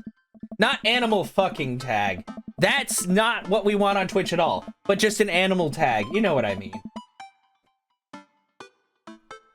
Don't add that tag, please, Twitch. That's not this. Please don't do that at all. Just, you know, just forget I said that. I'm gonna look at tags. Oh, that's the wrong thing. Added. Added? Add what? What did you add? Backpedaled. Yeah, you don't do that. Animals are, they don't need that.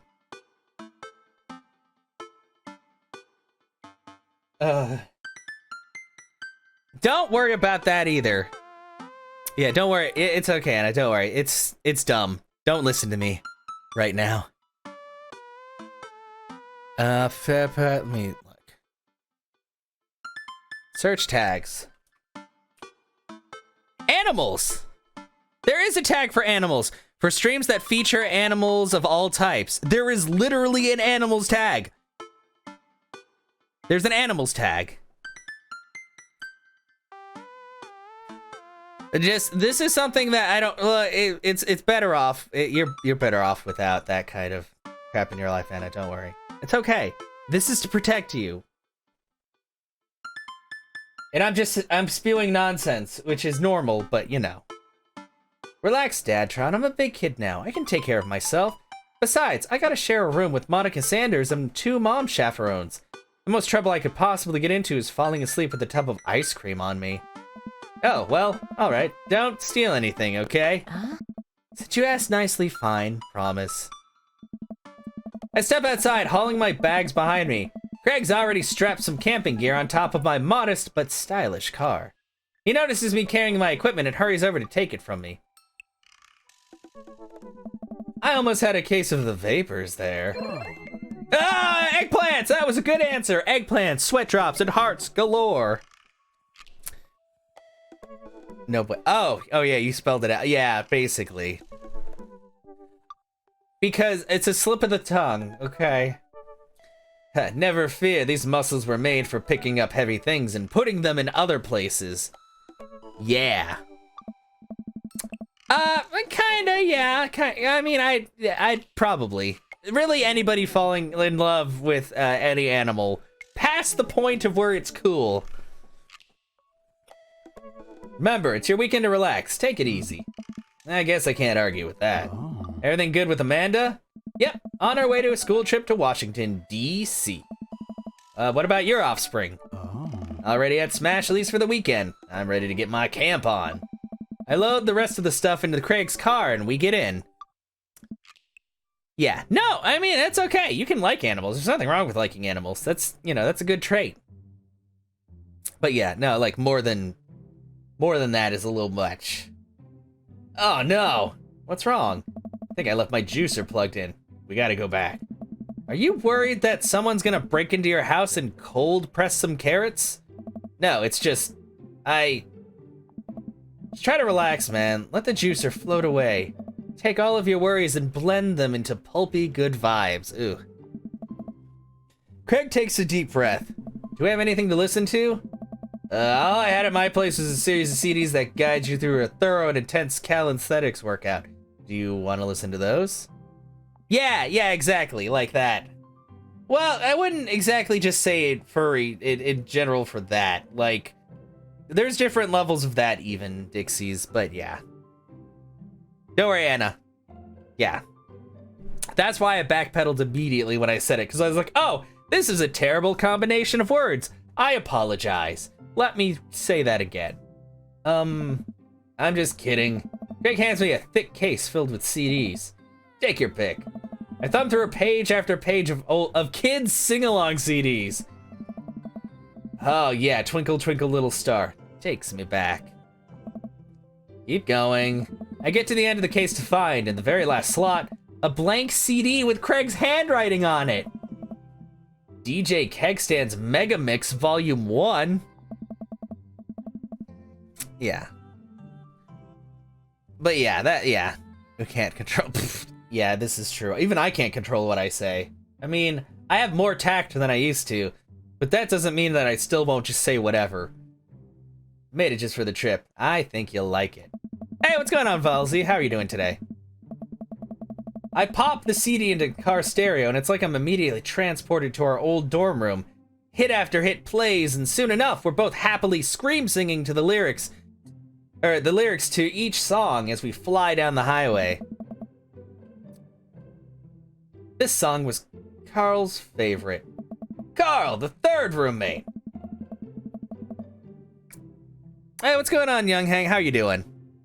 I'm doing great today. I played a lot of WoW earlier with my friend Dez, and now I am dating Craig. I am on the third date with Craig, so things are probably gonna get pretty serious. A filter. Oh God, Michigan. Basically, Anna, a filter is just like pretty much examining what you're about to say before you say it, so you don't like offend people or just like say stupid bullshit, like I say half the time. That kind of thing. You brought a dog home one night and I couldn't pry you two apart.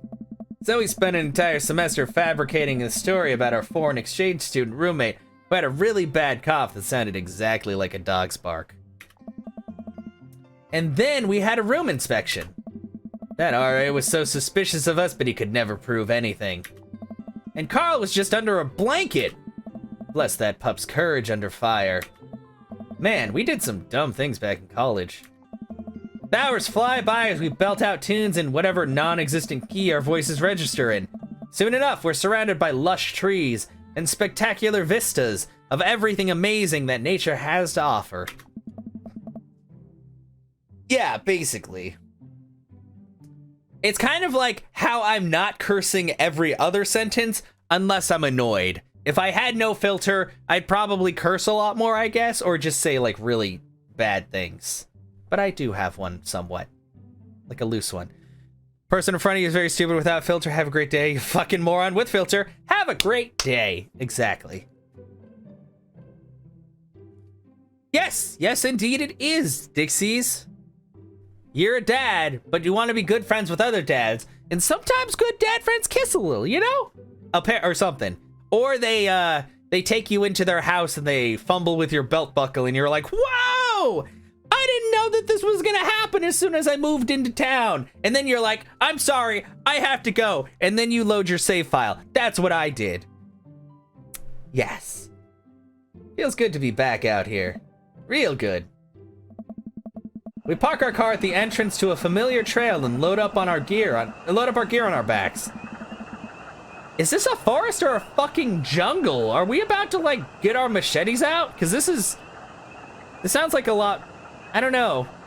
I think the forests around here are a lot more quiet, but Texas isn't really well known for its woods.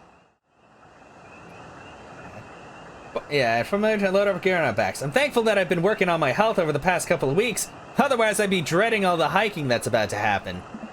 Craig looks intently at his phone. Everything all right? Yeah, it's a little noisy. Yep, just had to fire off one last work email. Craig pockets the phone and we start off on the trail. It's relatively easy, but I know I would have been huffing and puffing at this point if it weren't for all the murder sprints. I look around me and take in all the tall trees and animal chirps. Everything okay back there? There's no reception out here. Oh yeah, being out in the middle of nowhere will do that. I recognize the look of anxiety on Craig's face. But what if there's a problem? Load your save file? Is that? Yeah, that's exactly what we're calling it.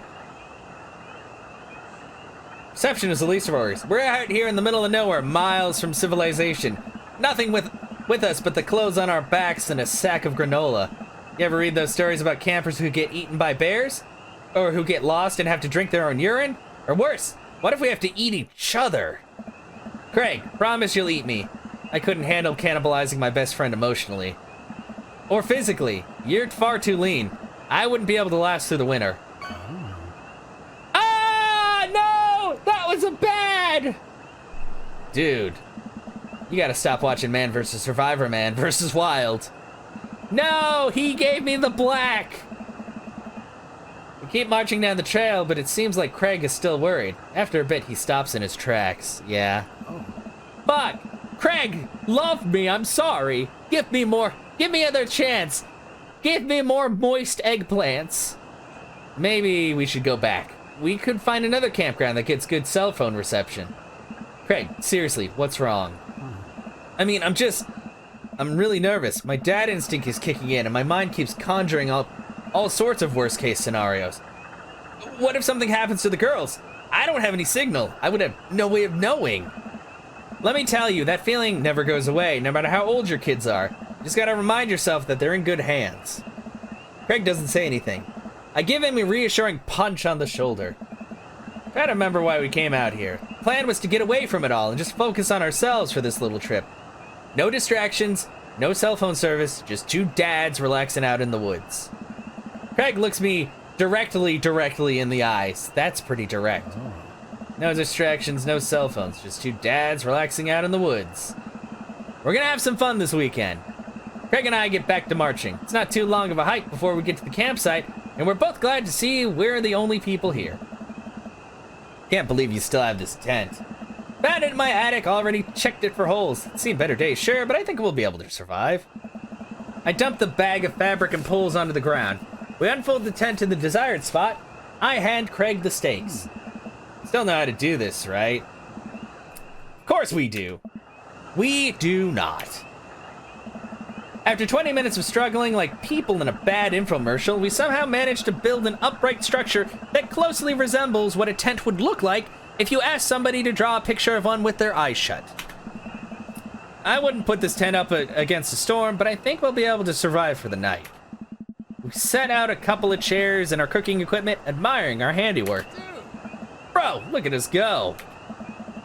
Look upon the kingdom we have built. Upon this rock we shall grill our meats and drink our brews, for we hold dominion over this land.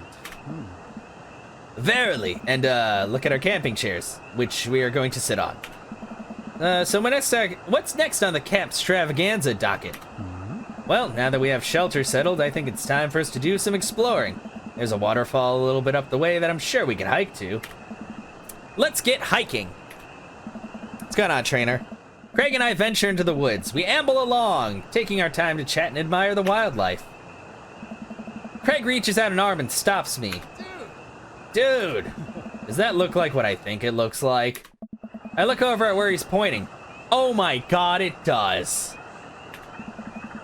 That tree looks like a butt. Everything leads to butts. I can't get over how detailed it is. I examined the butt tree further. The contour is perfect. It even has back dimples. I thought we were gonna have a great time camping, but this makes it even better. Craig holds back a snicker. I aspire to have every hike be as good as this one. I'm snickering now too. Let us analyze this tree further. Craig and I share a huge belly laugh at our awful jokes. All roads lead to butt. The best thing about this is that there's no daughters here to tell us our jokes are bad. We high five. Craig and I hit the trail again. It's been a long time since we've been out here, but everything seems more or less familiar. We point out old landmarks that remember from back from our college days. I think we're getting close now. Check it out. There's a clearing up ahead. As we get closer, I can hear water running. Cresting over a hill, Craig and I are greeted by a wide clearing surrounded by trees. In front of us is a beautiful waterfall spilling into a large body of water that runs into a river. Mouths agape with the genuine beauty of the place, we go investigate. The old waterfall. This is romantic music. Dude. It's gorgeous. Nature is so rad. Peering further, we get an idea of how deep the pool is. Think we could jump off it like the old days? Oh no, somebody's gonna die! Huh, this old dad is happy here on dry land. Looks like you can climb right up over there. We didn't even bring swimming trunks. Oh no! Does he want to go naked? What are you talking about? Craig immediately begins taking his clothes off. Woo! Ah! Man, look, he's got like all the lines and shit. Naked Craig. Hello, Craig. Glad to see you took your clothes off. Look at Craig's butt. Look at Craig's butt! I can't help but sneak a peek. That is a good butt. Craig turns around suddenly. He catches me looking. I do a lot of glute workouts. I immediately turn away, blushing. Coming or what? I don't know about this dude. He's already making his way over to the waterfall by the time I finish my sentence. When he realizes I'm not right behind him, he turns around and rolls his eyes. Take your clothes off, loser. We're going swimming. We lived together for years, and I've seen your ass more times than I can count. It's no big deal. Wow, thanks for saying my ass is no big deal, you dick. Who needs pants anyway? That's me. Ha! They're society's oppressors. This character is me! That's how I feel about pants. Down with pants! Down with the system! That's the spirit. I take my shirt off and drop it in a pile with Craig's clothes. I put the rest of my clothes on the ground, feeling exposed. Craig and I climb to the top of the waterfall, making sure not to slip on any wet rocks. He reaches the peak before I do and offers me a hand getting up. At the top, we look over the cliff and into the tiny lake. Seems so much higher up from this perspective. Craig has always been a daredevil. He pulled some stunts in college that I'm honestly still shocked he survived. I was always the one standing on the sidelines watching and hoping I wouldn't be bringing him home in a gurney. Man, this could be dangerous. Craig looks me in the eyes. Don't think, just jump. Craig cannonballs off the waterfall into the lake, creating a huge splash. I'm worried for a moment before he finally resurfaces from under the water. Woo! He treads water and looks up at me. You coming or what? Don't think, just jump. How are you supposed to just not think? I'm pretty sure that's not physically possible. My toes grip the edge of the rock. The water looks so far away. Don't think, just... I run off the edge trying to do my best cannonball. Somewhere in the middle it turns into a really graceful belly flop. Oh no. I hit the water with a loud slap. I resurface to find Craig giggling. I rate that belly flop a solid 8 out of 10. Your form was lacking, but your heart was in the right place. Yeah, that sounds really bad. I playfully splash water at Craig.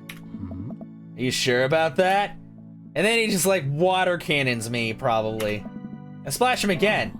You've given me no choice. Craig splashes me in the face with a huge wave of water. I die. Everybody dies.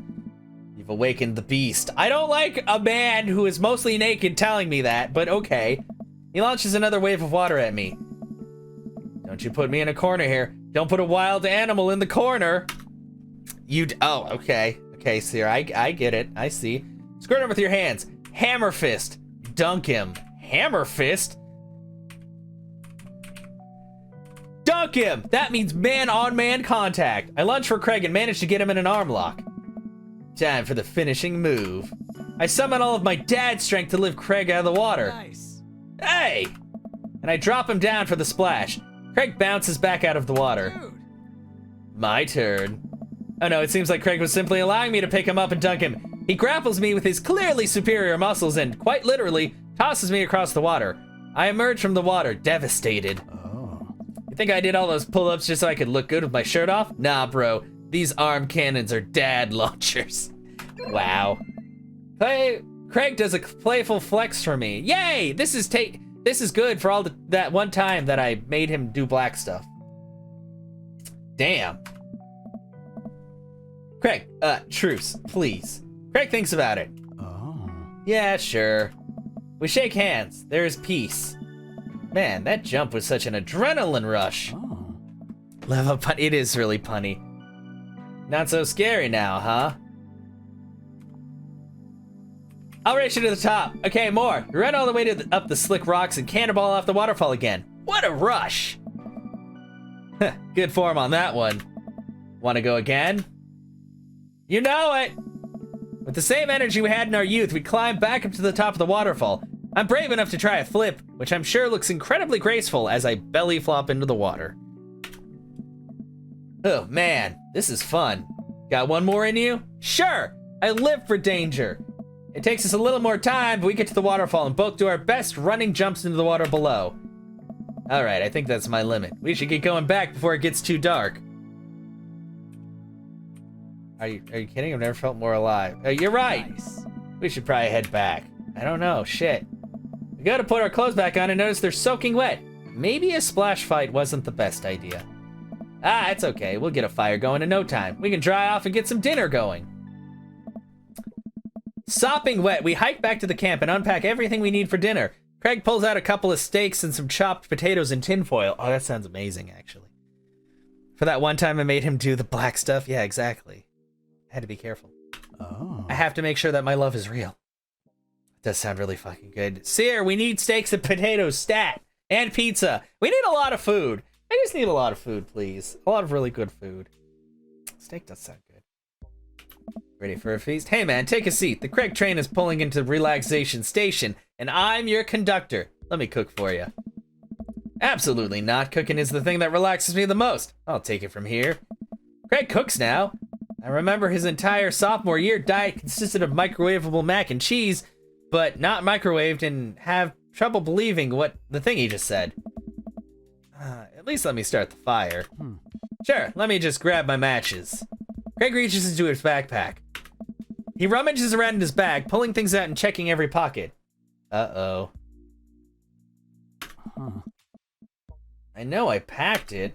Craig checks another bag and still can't find it. My stomach grumbles, and now I'm more acutely aware of how cold and wet I am.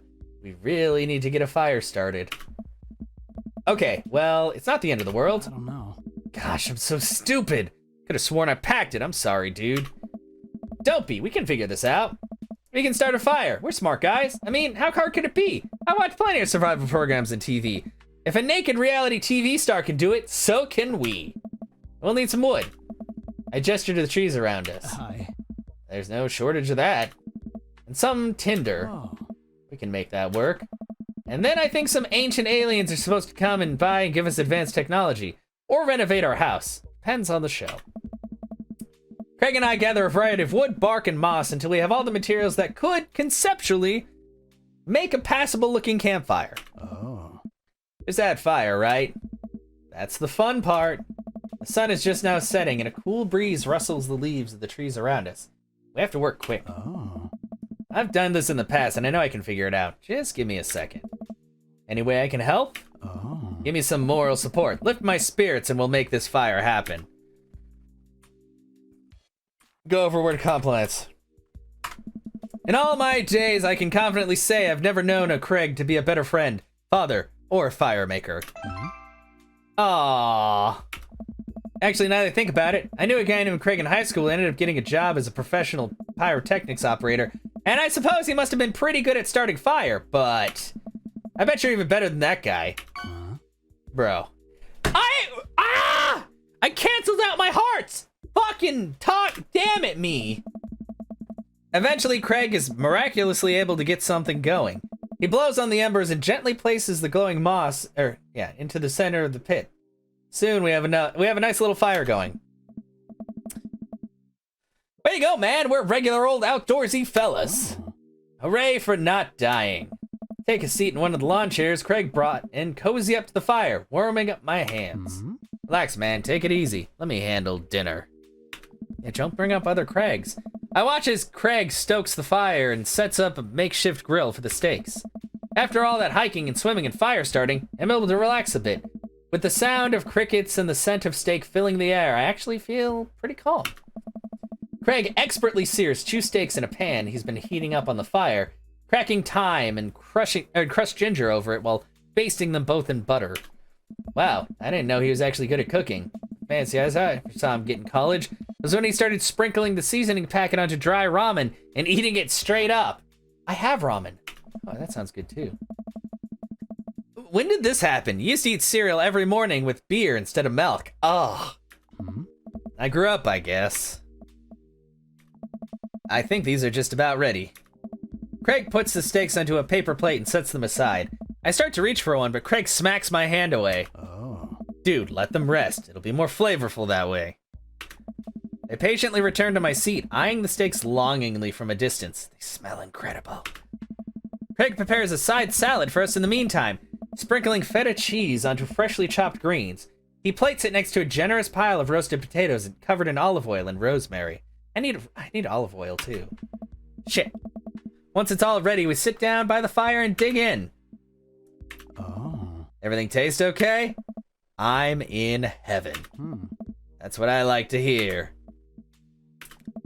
Remember how for an entire semester we'd eat burritos for breakfast, lunch, and dinner? Oh. It's so hard not to go back to that. Look at you now, man. You have kids, a great job, and now you cook like a vengeful wizard whose arch nemesis is microwavable food. I'm really impressed with how much you've gotten your life together. Craig laughs, but there's no humor in it. Oh. Glad you think that. I glance at Craig while he picks at his salad. He really grew out of his baby face, but something about his expression that makes him seem so much older than he is. Sense of maturity he didn't have in college. He looks exhausted. I know, I was saying that, like his eyes, he just always looks tired. You okay? Oh. Yeah. Come on, dude. I've known you for long enough to see when you're down.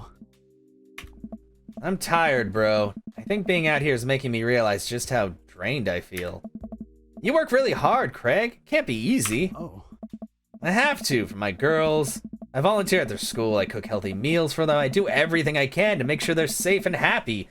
And when they're with their mom, I'm always working overtime so I can support them.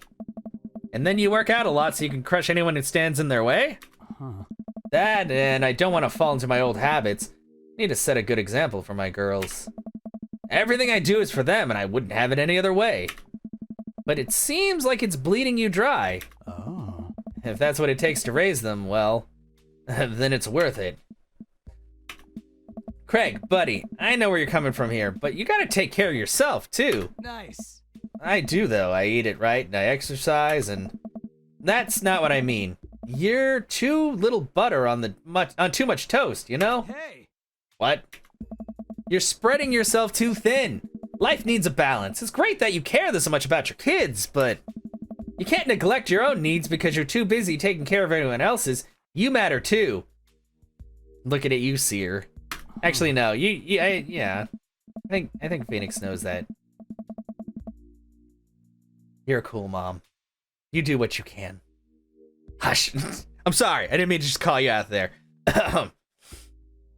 It's just, I know I can provide for my family, and if I take a step back and look at everything objectively, I know I'm doing right by them. I don't know. But I can't explain it, man. There's always that voice in the back of my head telling me I need to do more.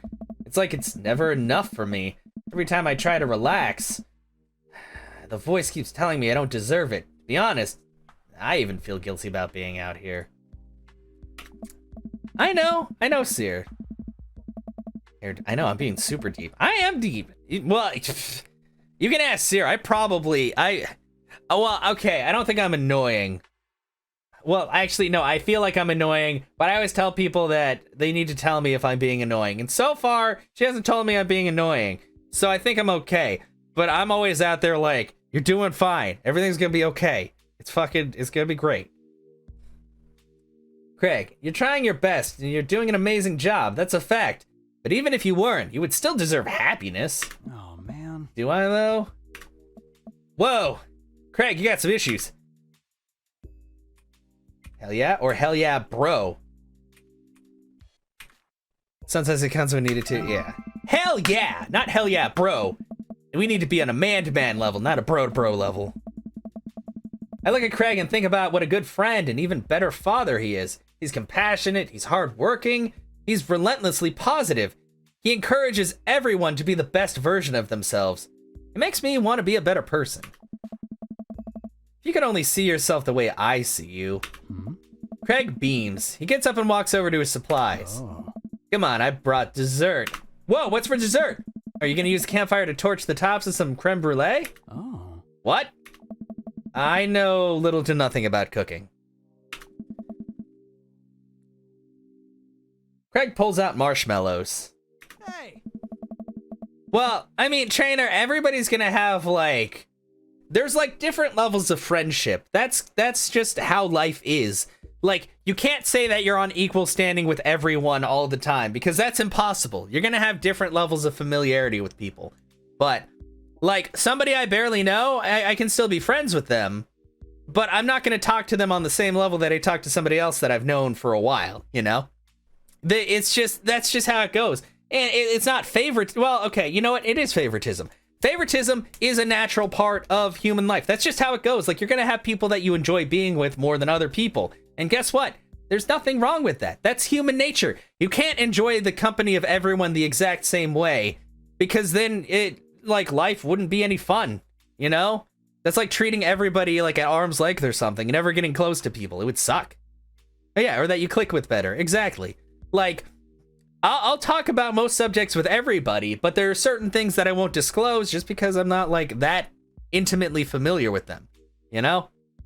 Like, you can ask Dez. I've known her for, like, 2 years, but we recently have been, like, hanging out a lot more and stuff and talking about shit, and it's just how it is. Like, sometimes you just click. But yeah, like, that's human nature. Like, there's nothing wrong with it. It's just how it is. You know, if you like some people more than other people, that's just how it goes.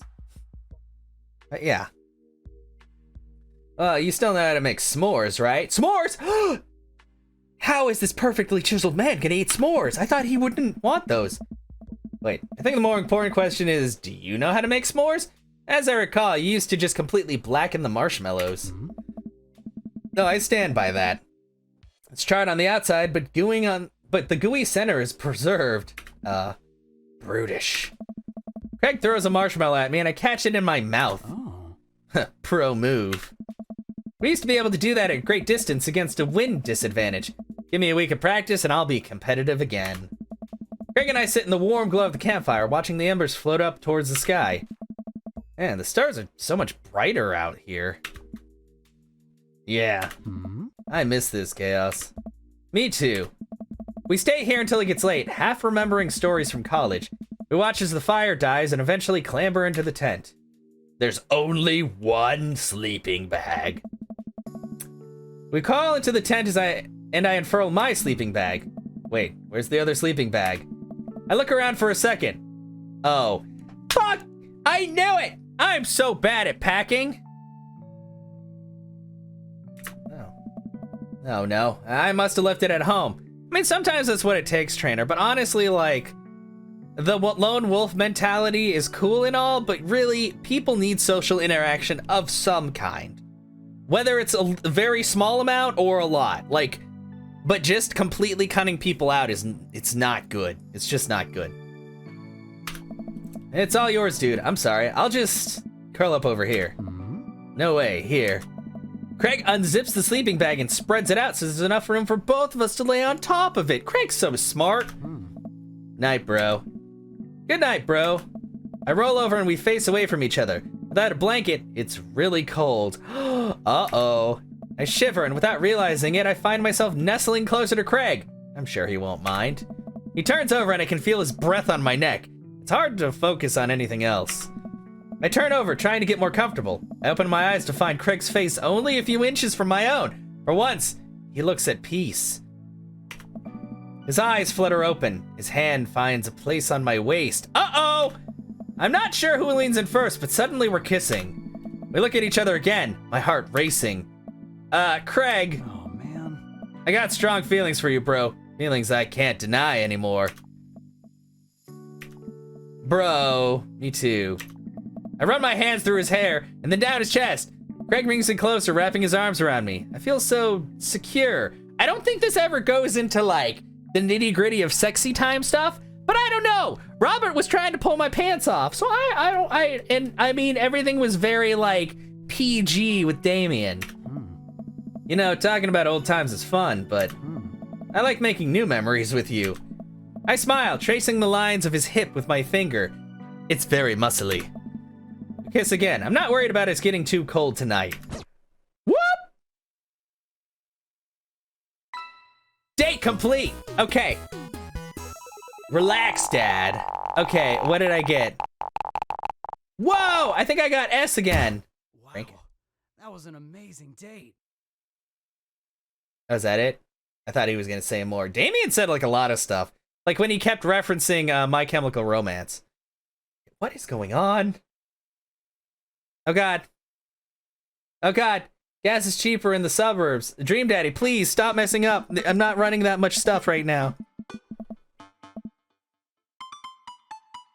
Okay. Whew. I think I have everything finally set up. Amanda should be here any minute now. I think that's her car in the driveway. Okay, gotta act natural. Be cool, Chaos. Be cool.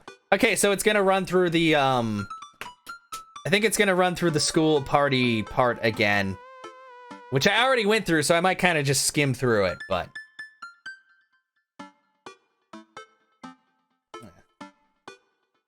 Yeah, be cool, Chaos, be cool. Amanda walks through the door with a suspicious look on her face. Hey, Dad. Off to a good start. Something fishy? Dream Daddy, more like lewd Daddy. Yeah, I just got with my childhood friend named Craig, and we made memories in a camp with only one sleeping bag. Which means that we probably played like cards all night, right? Yeah, it was pretty cool. And we kissed a little because we're bros. Bros kiss sometimes, it's cool. Rats. Who do you think you are, my daughter? For literally my entire life, yes. I'm kidding, you're right. I have a little surprise for you. Yeah, I can tell. You're very bad at lying. Amanda, my dear, would you care to join me in the kitchen? Father, it would fill my heart with glee. Also, hi, Daz. Welcome back. I've mentioned you like multiple times today, so you'll probably be really happy to hear that. Because I kept mentioning, whenever everybody came in, I was like, yeah, I was playing WoW with my friend Dez all morning, but it's okay. I lead Amanda over to the kitchen table where a present lies covered under the tablecloth. It's nothing special, but I wanted to get you a little something. You graduated high school last week, and I know you told me not to make a big deal out of it, but I'm talking faster because I've already seen this. Ah, Dad, you dramatically whipped the cloth off the table. Amanda's jaw drops. No way! I figured you wouldn't be able to get cable in dorm, so I thought it'd be nice to take a piece home with you. A DVD box set of Long Haul Paranormal Ice Road Truckers. This is all 19 seasons. That is a lot of seasons. Bonus material, including commentary with actual ghosts featured on the show. Dad, I love this. Thank you. She gives me a big hug. I'm glad you like it. Hey, you want to hang out with me in the backyard for a bit? The old pigskin or something? Totally. I follow him into the back door. Bam! Surprise party! Dad, romance dab up. What? You told me not to make a big deal, but you seem to have forgotten my entire mission in life to make a big deal out of your accomplishments, so consider this your graduation party. Surprise! Dad, everybody's here. Well, yeah, everyone wanted to come and support you. Is that a mac and cheese bar? Sure is. Fully customizable down to the type of mac. I want one of these now. Mac and cheese bar? Sounds delicious. And there's an ice cream cake, kind of good with the crunchies, the good kind with the crunchies in the middle. I don't know what to say. Don't say anything. Just go have fun with your pals, all right? So proud of you, Amanda. Amanda smiles and runs to her friends. I should make the rounds and make sure everyone's having a good time. But first, mac and cheese. Oh, it's Brian. Brian, you made it. Hi, don't pass up on good mac. What do you think of the party? It's not bad. Brian's being a dick. Don't let him bait you. Okay, I'm just gonna skip through this because we're gonna get through another dad tonight.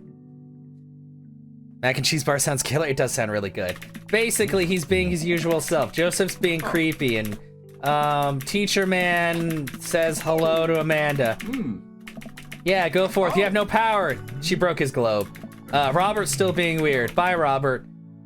Matt has bread for her. Hi, Damien. I know I romanced you last time, but today it's different. Thanks for coming by. Hey, it looks like Amanda's hanging out with Briar and Hazel. Let's see what they're up to. Okay, Briar, think of a shape. Hazel, what's she thinking? Square. Briar? Star. Well, we'll get it next time. They're trying to use twin telepathy. Probably. Oh, mac and cheese bar is amazing. Amanda leans in close to Briar and Hazel, lowering her voice. Listen, you guys can be real with me. You're downplaying your psychic abilities. I want you to know that you can trust me. Heck, even think of me as the third twin. Amanda, that's a triplet. You know, Dad, by the time I'm done with these kids, we're gonna be finishing each other's... What?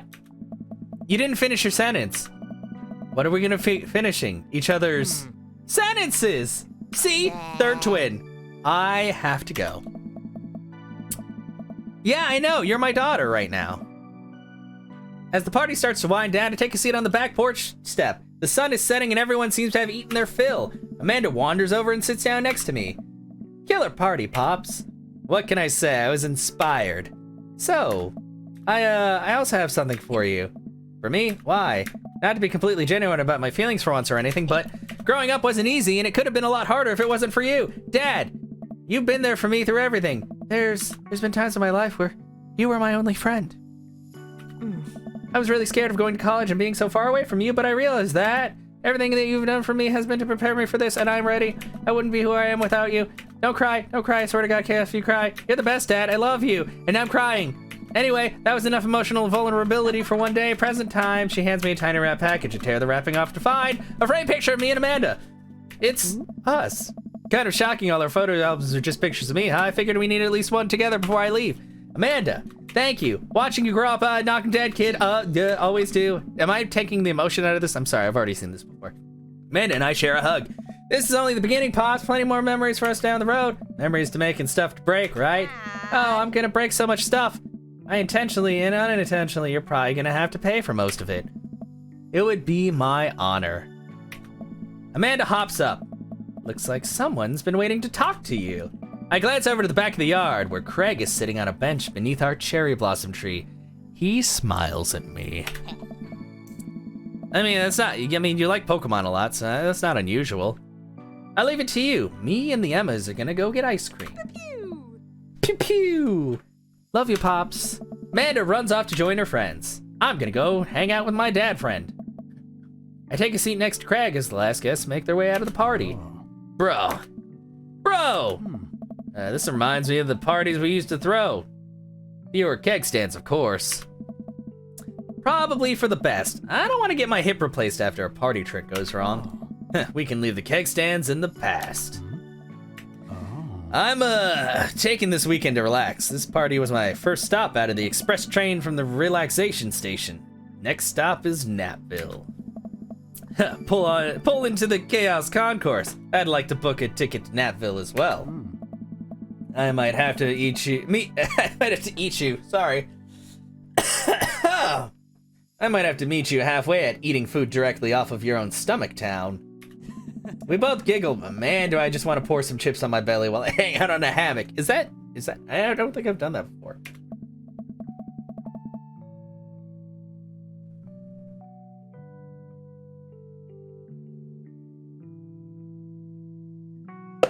Always remember to hydrate. I mean, well, I guess, well, technically, isn't that Ho-Oh? Kind of? Well, I guess it revives things. I mean, I thought that was the whole thing about Ho-Oh. You know, Ash Tower, Rebirth, and all that. Craig, I'm glad you're making time for yourself. Oh. Me too. Stress is a funny thing, dude. I didn't realize how overworked I was until we got away from the city. It's honestly just as destructive as binge drinking every night and eating burritos off of the floor. I guess we need to get out of the city more often then. Oh. Craig kicks his legs over the side of the bench and leans onto me, lying down in my lap. Run my fingers through his hair. There's not really a lot of his hair. You're looking for balance. I admire that. Trying not to feel guilty about doing things for myself. It's a process. and it's gonna take me some time to figure it out. I might need your help, bro. Craig, I'll be your bro to the day I die. And if being your bro means forcing you to take care of yourself, I'll happily oblige. Oh. Well, I mean, if you're looking for one that's exactly like what a phoenix would look like, phoenixes look all kinds of different depending on like which lore you're looking at, or even from game to game. So Ho-Oh could still technically be a phoenix. It's just a a slightly different colored one. Craig looks up at me, smiling. Oh. Bro, that means so much to me. Craig sits up and pulls me into a kiss. We're kissing bros, guys. Well, I guess I'm not saying anything, 'cause, bro, we both laugh. Oh. You and me, we're gonna be all right.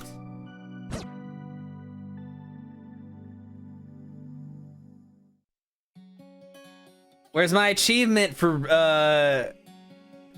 hello, where's my Craig achievement? Oh yeah, I can... Yeah, exactly. Like, it differentiates. It's funny, we had this discussion yesterday, Young Hang, because I was playing Okami, and the rooster in there is basically like kind of the Phoenix character in there. But it's a rooster, you know? Yeah, you're the best, Pops. Click to continue. But I need a cool picture of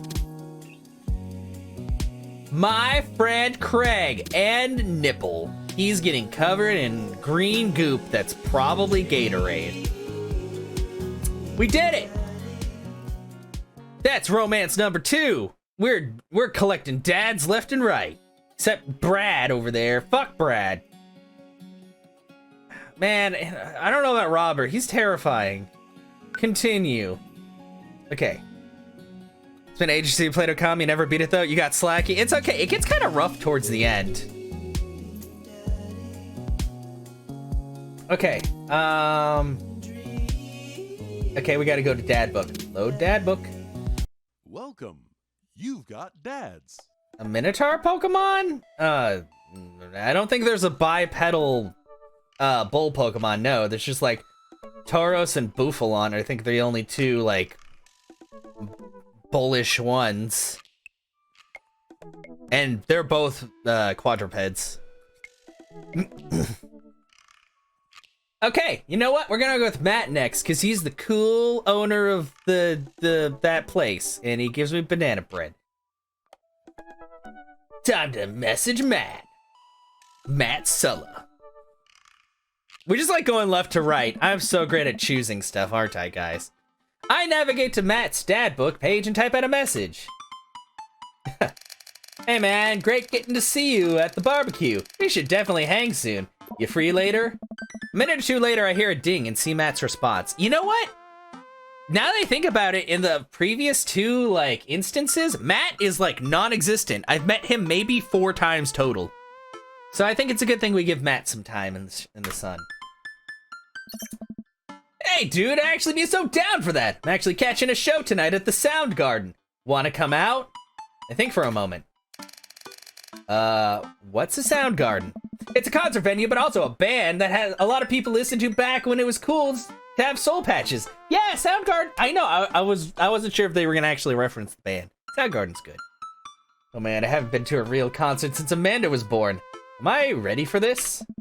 Well, I'm thinking another message pops up on the screen.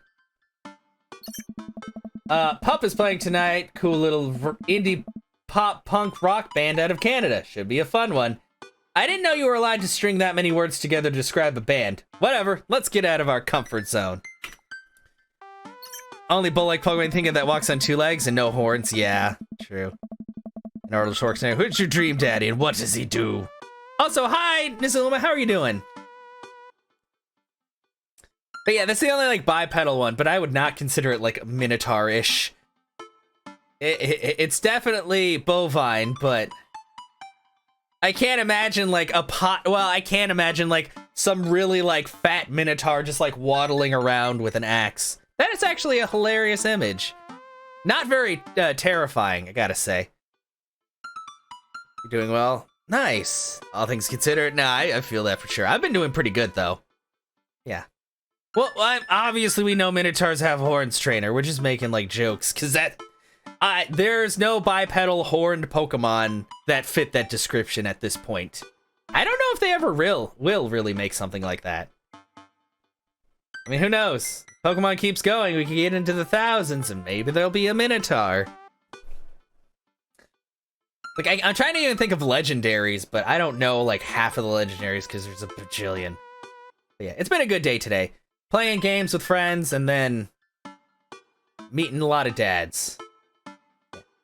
I log off dad book and think for a second. Wait, when was the last time I went to a concert? I mentally backtrack decades through memories of denim jean jackets and moral panic over teenagers turning to the occult. Oh god, I had a mullet back then. Oh god, I thought it was cool. Oh god, other people thought it was cool. The Hornets, they are pretty horneted. Finally remember the strange 80s prog rock I used to listen to and mentally envision all of the airbrushed vans in the parking lot. Man, how did anyone survive the 80s? Take a guitarist and a Halicha, mix them together? Actually, they make a Nacho Libre. Never mind. Yeah. Ugh. Close though, Young. We're almost there. Okay, so I haven't been to a concert in a long time. What do you even do at concerts now? Spend most of the day pacing around the house and thinking about my relationship with coolness. I mean, I always thought I was cool, at least relative to a bunch of other dads my age. Dad, what are you doing? Look, all right, in this little bit. No, it's always good to have you here. And look, you know lurks are always awesome. As long as you're doing all right, man. I look over and see Amanda at the door, just getting home from school. Anyway, what's up? Amanda, how do I be cool? Let me put on a pot of coffee first. This is gonna be a long night. No, seriously, Matt invited me to a concert, and I don't think I've been to one since you were born. Dad. Yeah, you have. You took me to one once when I was 12, remember? I'm suddenly overwhelmed by the memory of a sea of screaming preteens. Oh god. I tried so hard to forget. The one where I had to camp out with you in line so that you could get a good spot and then you cried and screamed the whole time? Dad, it was so much more than that, and I'm not even ashamed to say it. Oh, you're not ashamed? You seemed pretty ashamed when I found all those drawings you made of those dancing boys kissing in your Trapper Keeper. Yeah, well, you didn't even find the good stuff. Anyway, you should be all set for the concert if you remember that.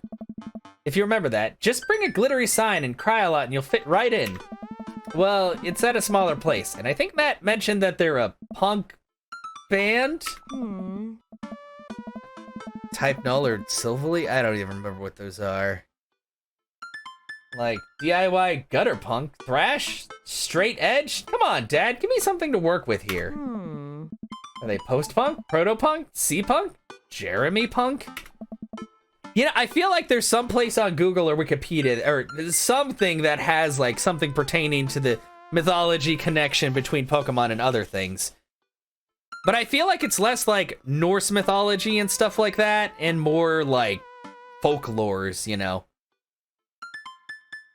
What's Jeremy Punk? Alright. I made that one up to see if I could get away with it. Huh? They're not positive hardcore, are they? He said that they're Canadian punk? Oh, yeah, you'll be fine. Does the idea of Canadian punk seem contradictory to you? I don't see friendship and politeness as core tenets of the punk scene.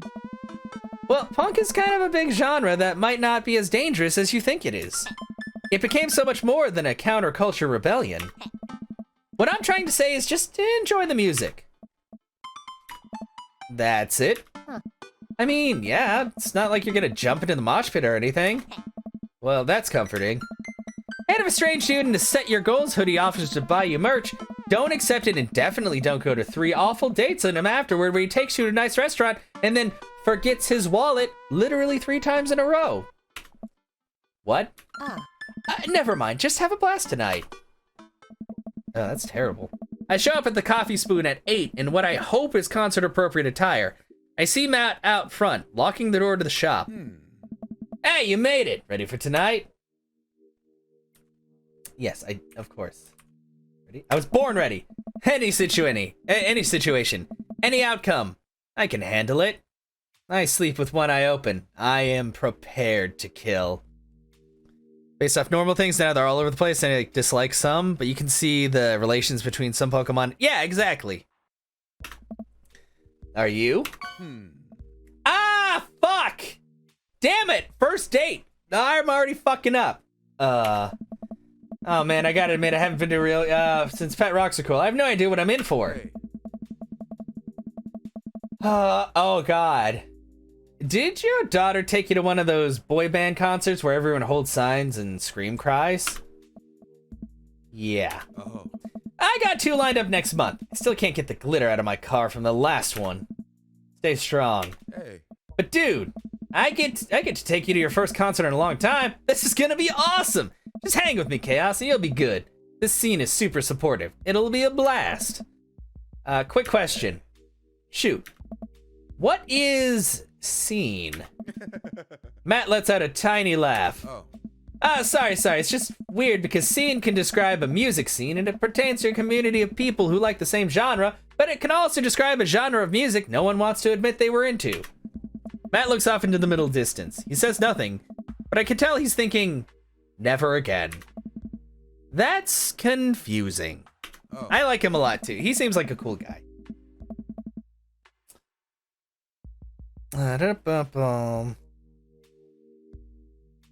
You'll get it. The important thing tonight is that you enjoy yourself. Come on, let's head to the show. Well, after waiting in a short line to get in, we finally find ourselves in a small venue with a stage at one end and a bar at the other. Most people here are closer to Amanda's age than mine. I suddenly feel very out of place. My waning youth is showing. I'm suddenly aware of my mortality. When were the good years of my life? Will Amanda still love me as we both grow older? Wait, is C-Punk actually a genre? Matt, you made it! A younger kid runs up and high-fives Matt. The kid runs off and Matt turns to me, shuddering. I get nervous when people surprise high-five me. Me too. Hey. Alright, Seer. I'm like a small animal. Loud noises and large groups of people frighten me. Do you also enjoy curling up in a patch of sunlight to take a nap? Hey. That's my favorite thing to do. A couple other people notice Matt's in the crowd and yell, hey, as well. Matt waves and hugs a couple people. He seems really in his element here. Hey. Matt turns his attention back to me.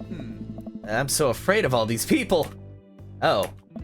Let's go grab a beer. Matt and I line up at the bar in the back where a couple of the older concert goers hang out.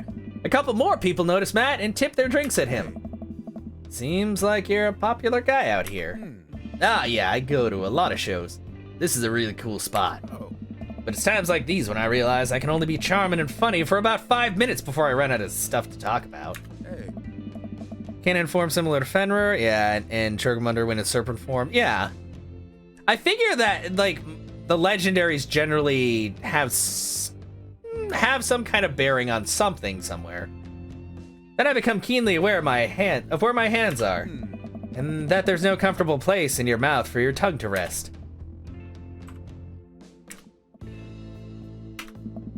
God damn it, where do I put my tongue? Hey. See? Well, I've known you for more than 5 minutes, and I still think that you're charming and funny. Just you wait. Oh. What happened to the other guy? Oh, did you fall asleep, Anna? We went camping, and I think you saw we went, like, swimming, and then afterwards we shared a night together in the sleeping bag, and then we were bros forever. And now I'm doing hanging out time with Matt, and we're at a concert. I think that catches you up just about. Yeah, it's okay. You're doing great, Anna. Yeah, so everything's all good. You're welcome. We grab our drinks. This scene seems really friendly. I don't know why people wouldn't want to admit that they listen to it. Ha, let's check out the merch. Hey.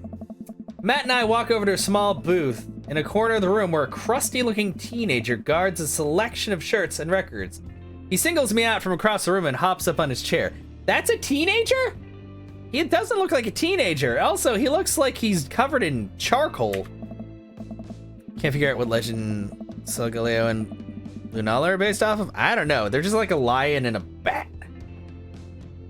Step on up, get your merch here. I got t-shirts, I got tank tops, I got all the gifts and accoutrements and a discerning concert goer and considerable taste might want. You! I gesture to myself, my face flushing red. Yes, you look like a fellow who knows their music. How's about a fine 12-inch long-playing vinyl record made and distributed by Pup, Canada's premier punk rock outfit? Please stop yelling at me. I'm already kind of on edge because this is an unfamiliar place, and I don't know anybody here, and I would appreciate it if you could stop singling me out. And I'm sure you're cool, but it's making me a little uncomfortable. The kid immediately hops down off the chair. You got it. Sorry about that. I just get really excited about salesmanship. I can't relate, but I appreciate your enthusiasm nonetheless. Hey, Pablo. Your friend looks so lost, I figured I'd give him the old razzle-dazzle. How the hell are you, Matt? Hey. Day by day, my man. Do they do that thing where they high-five but also turn it into a hug? Hey. Your mom doing better? She's still single. If you want to be my dad, I could make that connect. And have to deal with you every single day? Fair enough. Who's your bud? Hey. That's Chaos. Thought I'd bring out a concert pal. Pablo leans close to Matt. Is Chaos cool? Matt eyes me. I am back. He cracks a smile. Hey. Yeah. Pablo brings me in for a bro hug. My dude! I'm not sure what to say, but give the courtesy of 2 pats on the back, as is customary in a society for people you don't know super well, but still want to be friendly to. You know, that's about right. Hey. Pablo's a total card. Kid plays the hell out of a bass. Yeah, man, when are we starting our Witch House band? You know, I'm out of the game. It's a shame. You know, the cross, vacant veil, cross would have slayed. It'll slay once you actually start making music instead of just printing a bunch of band shirts. We got the sickest logo. While Matt and Pablo talk, I check out the merch. These shirts are really nice. Hey. Looks like the opener's coming on. Let's get a spot up close. Hey. Matt and I walk over to the stage where a crowd begins to form. The band walks on stage and pick up a variety of strange instruments. Is that a harpsichord? The lead singer addresses the crowd. He has a mandolin slung behind his back. Huh, interesting. Hey, what's up, everybody? We're Jonathan Jones and the Speakeasy Choir. That's a name. My name's Daniel. Let's start the show. Oh no, these guys. What? Without time to respond, the band starts playing the most cacophonous noise I've ever heard. What is this? Matt doesn't say anything. He just hands me earplugs. Thanks! I put the earplugs in and whatever the hell is assaulting my ears gets a lot quieter. For a band this bad, they sure do seem to be having fun. I guess that's what really matters? Jesus, did that cellist just break his bow in half? I don't get this. The set seems to go on forever. There's no breaks in the songs, and I think one of the band members' jobs is specifically just to burn poetry on stage. I turn to Matt and try to start a conversation. Ugh. So you go to a lot of concerts out here, huh? What? He can't hear me, so I just stop and try to enjoy the music. Okay, no, this is impossible. How long have they been playing the same song? 10 minutes? 20? A year? Should have picked a good band or concert. Yeah, exactly. Eventually, the set ends, but only after the drummer sprains his ankle during his saxophone solo. They promise it was part of the act as he was carried off stage, crying. Matt and I both pull our earplugs out. Man, that was something. I promise Pup is much better. I just have a lot of questions that I know I'll never get the answer to. Hey. Oh yeah, he sprains his ankle at every show. They were being real about that. Oh. Yeah, not so much myself either, Phoenix. Let's grab another beer. Matt and I work our way out of the crowd and back to the bar. More and more people file into the concert space as it gets closer to the main act. It's getting kind of crowded in here. We grab our beers and I try to follow Mac back to our spot, but there's so many people I'm having a hard time keeping up. As I work my way through the throngs of excited concertgoers, I realize I've lost Matt entirely. I stop and look around, seeing nothing but a sea of hip 20-somethings. I'm lost. How am I ever gonna find Matt here? Where's the exit? Are there even exits? What if I'm trapped in this building forever? Am I gonna see my daughter ever again? What if that terrible band gets back on stage? What if...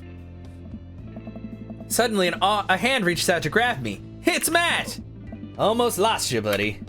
Whew, I got really nervous for a second there. You and me both, dude. The reason why they're capitalizing it, Trainer, is when they talk about the game or beer, they're just generalizing all beer or sports events because they're not singling out any specific one. It's kind of like a running joke. You went to a New York City Japan Rock concert? Oh, that's awesome. Thanks to yours truly. Panda, you were awesome. Have I ever told you that? I know tomorrow, like I said, tomorrow I'm going to a concert of TWRP. If you don't know who that is, it's Tupperware Remix Party, who's also the band that plays the music for Ninja Sex Party. I know, there's a lot of parties involved, but they're really cool guys. And apparently they're going to be playing songs that they do not have released just yet, which makes me excited, because I like their music. Yeah, you and me both, dude. He takes my hand and leads me back towards the stage. I can feel myself blushing a little. We finally settle back into our spot and wait for the band to start. Busy place, huh? If you go into YouTube and you just put in that, you should get some stuff. I'd highly recommend. What's a really good one? I'd recommend looking for Body Image. That's one of their songs. It's from a record called Lady World. It's good. It's a lot of the singer of the band has his voice going through like an auto-tune or something. Like if Danny sings for them, he sings with his voice. But it's really good stuff. It's really reminiscent of like 80s groove and stuff like that. No, it's just called Tupperware Remix Party. They're not that's just what they came up with. They also wear costumes where, yeah, like there's you have to see it to understand. I don't know. I can't really explain it, but they make good music and I'm excited to see them tomorrow. Yeah, because why not? Exactly. I mean, let me tell you something, Trainer. You may not know this, or you may know this, but there is a Texas-based band literally called the Butthole Surfers. Not fucking lying. They actually make good music, but their name is the Butthole Surfers.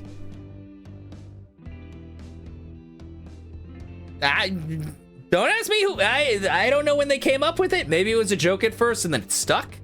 But yeah. That's a real fucking thing. Not even joking. There's probably even crazier band names out there, but I haven't really looked at band names in a while. Yeah, they do exist, and their music's pretty good. Not gonna lie. Yeah, Pup really brings out a crowd. So you go to concerts a lot. Oh yeah, it's one of my absolute favorite things in the world. I think it's one thing to listen to music and connect with it, but when you're in a room full of people connecting with the music just the same way that you are, that's magic. Yeah. I know. Don't worry. Well, I'm gonna take like lots of pictures. And I'm probably also gonna add a lot of stories to like my Snapchat and Instagram and all that. So it's gonna be great. It has been years and years since I've been to a concert. I really want to try doing more traveling, more concert going, more going to cons. I want to do a lot of things, and I am getting my passport and passport card soon. So I do want to visit other countries. I just got to get all geared up for this shit. But yeah, I think it's gonna be a lot of fun, and I always like going to Austin because Austin has a nice vibe to it. Thank you, Panda. Yeah, I always forget. You know what? Like, I like streaming a lot, but it's good to have like days to myself as well, or just days like with my friends outside of stream. It's been years. Yeah, and you know what? That's the funny thing. Like I said, I live an hour away from Austin, and Austin is honestly a hot spot for concerts and everything. Like every year they have the Austin City Limits thing where a lot of musicians show up. I just usually don't go very much, or if I do go, then I drive for Uber, so I make a ton of money just going there and like carting people around. But it'll be fun to actually be at a concert myself. Yeah, I mean, a lot of them had really weird names, or they did a lot of like that claymation music videos. Creepy stuff, by the way. But yeah. Suddenly I have the urge to pee. Curse this tiny dad bladder. I've never heard it put that way. That's really beautiful. Also, I have to pee. Hey. Hurry up, man, they're about to go on. I squeezed my way out of the crowd towards the restroom. I really should have gone before I left the house, but Amanda was watching beauty videos in the bathroom. She had an eyeliner wing going halfway across her face, which was actually a pretty good look. So proud of her. I make it to the restroom finally, but it's one of those single-person restrooms with a line forming outside of it. As soon as I finish my business, the band starts. Crap. The people that were initially milling around the venue all crowd up against the stage as Pup plays their first song. How am I ever gonna find Matt now? But yeah. Oh, what the fuck? No, it's a game! Everyone's rushing the main stage here to watch Pup play. I'm sure Matt will be up there too. I gotta get there without being trampled by all these rowdy youths. Oh, originally was, but he's nowhere to be found. Shoot. Well, I guess I should keep look. I'm bumped into from behind and find myself in the middle of a bunch of youths, running around in circles to the music. I'm in the pit. How do I get out of the pit? Out of nowhere, a youth shoulders himself into me and keeps moving in a circle. Hey! I guess I'm moving in the circle now. I frantically search for a way out. All I can see is an ocean of youths rhythmically slamming into each other. Another youth slams into me and I lose my balance. I'm about to topple over. This is it. This is how I die. Trampled under the boots of counterculture. Someone grabs my hand. Someone familiar. I look up and see Matt. He pulls me back up onto my feet. You're wild, dude. Matt throws his arm around me and we jump back into the circle, bashing into the youths left and right as Pup plays a killer solo. Now that was a good song. Yeah. We did it, Seer. Thank you. I was just like, oh my god, there's a lot going on. I didn't know you messed with the pit. Me neither. I can't believe this. I'm having fun. I'm a little mad that I didn't stretch before physical activity, but I'm having fun. The song ends and the pit finally dissipates. Everyone cheers on Pup. Maybe I only got enough pit energy for one song. All right, man, let's retreat. We'll show these kids how it's done another day. We work our way back to a more comfortable spot in the crowd and enjoy the rest of the show from a safe distance. Pup put on an amazing set and basically had to beg themselves off stage after their encore. With the concert over, the crowd starts making their way towards the exit. Hey, I'll meet you outside. Gotta say bye to a couple of people. I hang outside the venue until Matt finally shows up. Hey man, thanks for waiting. I got you a present. Matt hands me a t-shirt I was looking at earlier. Whoa, thanks man. Hey. Saw you eyeballing it back at the merch booth. And I mean, anyone who tears it up that hard on the first time back in a concert deserves a reward. Never taking this off. I will continually wear it until it is tattered and a little smelly so that I can truly embody punk fashion. Hey, Matt, apparently that was the neutral answer. How do I make you love me, Matt? Hey. Hey, it's Pup. Whoa, it's all of them. Hello, friends. They look, ready to party. Is that one on the right supposed to be Aaron? Is that Ross? I think those are all the Game Grumps guys. Why does Aaron have such pouty lips? I think those other guys are, that's that one guy. I don't know the guy on the left. I'm not sure. I'm pretty sure yeah. When do you start needing to stretch before physical activity? Technically, you need to stretch anytime you do physical activity because it helps. Like if you're exercising and stuff. Hey dude, I didn't realize you were here. Oh, I'm so glad I can make it. You guys put on a great show. Thanks. Hey. Well, see you around. They all talked at once. Wait, you know Pup? Hey. Oh yeah, I met him a couple of times when they first started touring. Good kids. Whoa. Hey. Come on, let's grab some diner food. I suddenly realized just how hungry I am. Man, mosh pits take a lot out of you. Matt and Ryan with them. They might have been. Well, no, this came out like the end of last year. I can't remember how long. God damn. Unless it like while it was in production, they were still a part of it, maybe. Yeah. Huh. Matt and I walk into a tiny little diner with a cute neon sign. We tear into some bacon and eggs in a corner booth. Hey. So there I am in the pit trying to explain to the face tattoo guy that I didn't mean to elbow him in the face tattoo, but he's already seeing red. Not from the tattoo, which coincidentally was red. He's lumbering towards me and there's nowhere to go. Hey. It's the end for me, right? Then out of nowhere I get this idea. I just lean back and spread my arms. Just like that, I'm crowd surfing away from him in slow motion. You should have seen the look on his face. Hey. Bought him a beer afterward and we're cool. Still follow each other on social media. He has beautiful kids. Glad you guys worked it out. Oh. Yeah, man, just goes to show that Punk's not dead. Just drives a minivan and has to hire a babysitter. John Defari. So how did you get to see all these amazing concerts? Hey. Oh, I used to tour in a band. We were small, but it got us to travel around all around the states. Whoa! Yeah, I mean, we were poor and we had to scrape a lot together just to survive, but I wouldn't trade those experiences for anything. Hey. But yeah, that's how I knew a bunch of those people at the show. Music like this builds an amazing community, especially in a town like this. Just a lot of positive energy and good vibes. I got that feeling. Plenty of friendly people, especially that Pablo kid. Hey. Oh man, everybody loves Pablo. His mom's been raising him on her own, and you can tell it's been tough on both of them. I know he looks up to me, so I try to help him out whenever I can. That's really nice of you. Oh. Thanks, us single parents just really have to look out for each other. How's Carmencita? She says she wants to learn the drums. Oh boy. Hey. It'll be loud and I'll need to take a lot of aspirin, but I'll manage. Can't really blame her.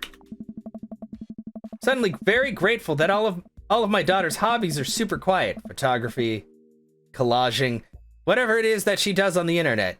Thanks, Amanda. I'm trying to be supportive of Carmencita's rebellious phase, but guess that kind of defeats the purpose of it, doesn't it? I think that would be a good daddy-daughter activity to find something to rebel against together. Oh. Like what?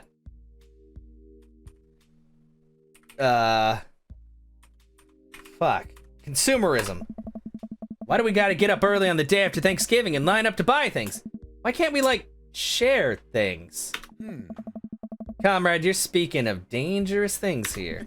He and I laugh. We keep digging into our big plate of greasy diner food. The breakfast I ordered for dinner is absolutely hitting the spot. I feel like I'm gonna get not a good date score, though. Hey. I am not. I can't read him very well at all. Man, Oh. being a single dad is rough sometimes. It's a lonely feeling. I understand that all too well. I mean, at least we have the rest of the dads to talk to. Oh. Yeah, I don't know. I get real nervous sometimes talking to people. Matt gets nervous talking to people, but he's so cool. Me too. I've never really considered myself an extrovert. I never really considered myself an introvert. I'm just uncomfortable in every situation always. Oh. Ha, you're fine. You're actually really easy to talk to, you know that? I smile. Matt and I spend the rest of the night trading daughter stories. Turns out our kids are a lot alike. We finish up our late night dinners and head out. We walk back to the cul-de-sac. Back to our respective houses. Tonight was a blast, man. Loved it. Although I'm probably gonna feel it on my knees in the morning. You and me both. I don't usually like going to these things alone. Really cool having you there with me. I'm glad. Hey. Alright, I'm calling it quits for the night. Stay cool, man. He called me cool. Matt called me cool! Had to be good then. He called me cool. I walk into the house with my heart in my throat. Amanda pops her head out of her room. Hey, Pops, how was the show? Matt thinks I'm cool. You don't say. Amanda Panda, Matt thinks I'm cool. Blind leading the blind, huh? Wow, I just got dunked on by my own child. Unbelievable. Hey, Amanda, remind me which one of us tore it up in the pit at a punk show And which one of us just spent 4 hours probably watching Tiny House Hunting Amish Triplets Extreme Edition? First of all, how dare you? That show is a classic. Second of all, you moshed in the pit? Who even are you? I am your extremely cool dad. All right, I'm hitting the hay pops. I'll see you in the pit. Night, kiddo. No, I already conquered Craig. Craig Mountain has been conquered, and now we're going for Band Dad. Wow, I did horrible. Pitchfork would like that. Ah! Wow, that was the worst date I've done so far. Apparently I suck at Band Dads. I need to be more hip and cool, but he still thinks I'm cool. Yeah, that's not good. I've gotten S ranks every time. What did I do wrong? Tell me what I did wrong, Matt. Please. Welcome. You've got dads. Oh, oh, wait. This is probably the thing Craig wants to do. What? What does he want? Hello, Amanda's dad. It's me, your friend Craig, who loves sports. I have nice and smart children who are good at computers. Ah, man, great to hear from you, buddy. What's up? I'm still strong. Strong. I am strong. Ha, don't I know it. Say, I've been reading up on about whey protein. You use that at all? I figure it'd help me develop a bit more muscle. Yes, I know what that is. My children are having a tea party and they wanted to invite Amanda, but we can't find her on here. You're also invited. Physical invitation to follow. Cool, I'd love to come. I'll let Amanda know. Thank you, Amanda's dad. How am I not noticing that this is, Yeah, I think I got a lot of neutral answers and that one not good answer. Attend that party! Yeah, Baker Dad, but now we're attending a party. Sorry, Matt, gotta wait. There's a party. Coffee time! You know dads love coffee. Gonna brew myself something black as midnight on a moonless night. I put on a fresh pot and work a few word jumbles in while I wait for it to brew. Hey, this one spells sorrow. Dad, ready for today? I'm ready for every day, sweetie. Gonna tackle it head on. No, are you ready for the thing that we're gonna do today? The thing that you promised you'd do? Honey, I already told you that I'm not gonna throw away my Tom Clancy novels. They're just stacked in the living room. I keep bumping into them and knocking them over, and you don't even read them! Wait, no, that's not what I'm here about. The tea party, Dad! Nope, I don't remember that. Craig's kids, that hand-drawn invitation.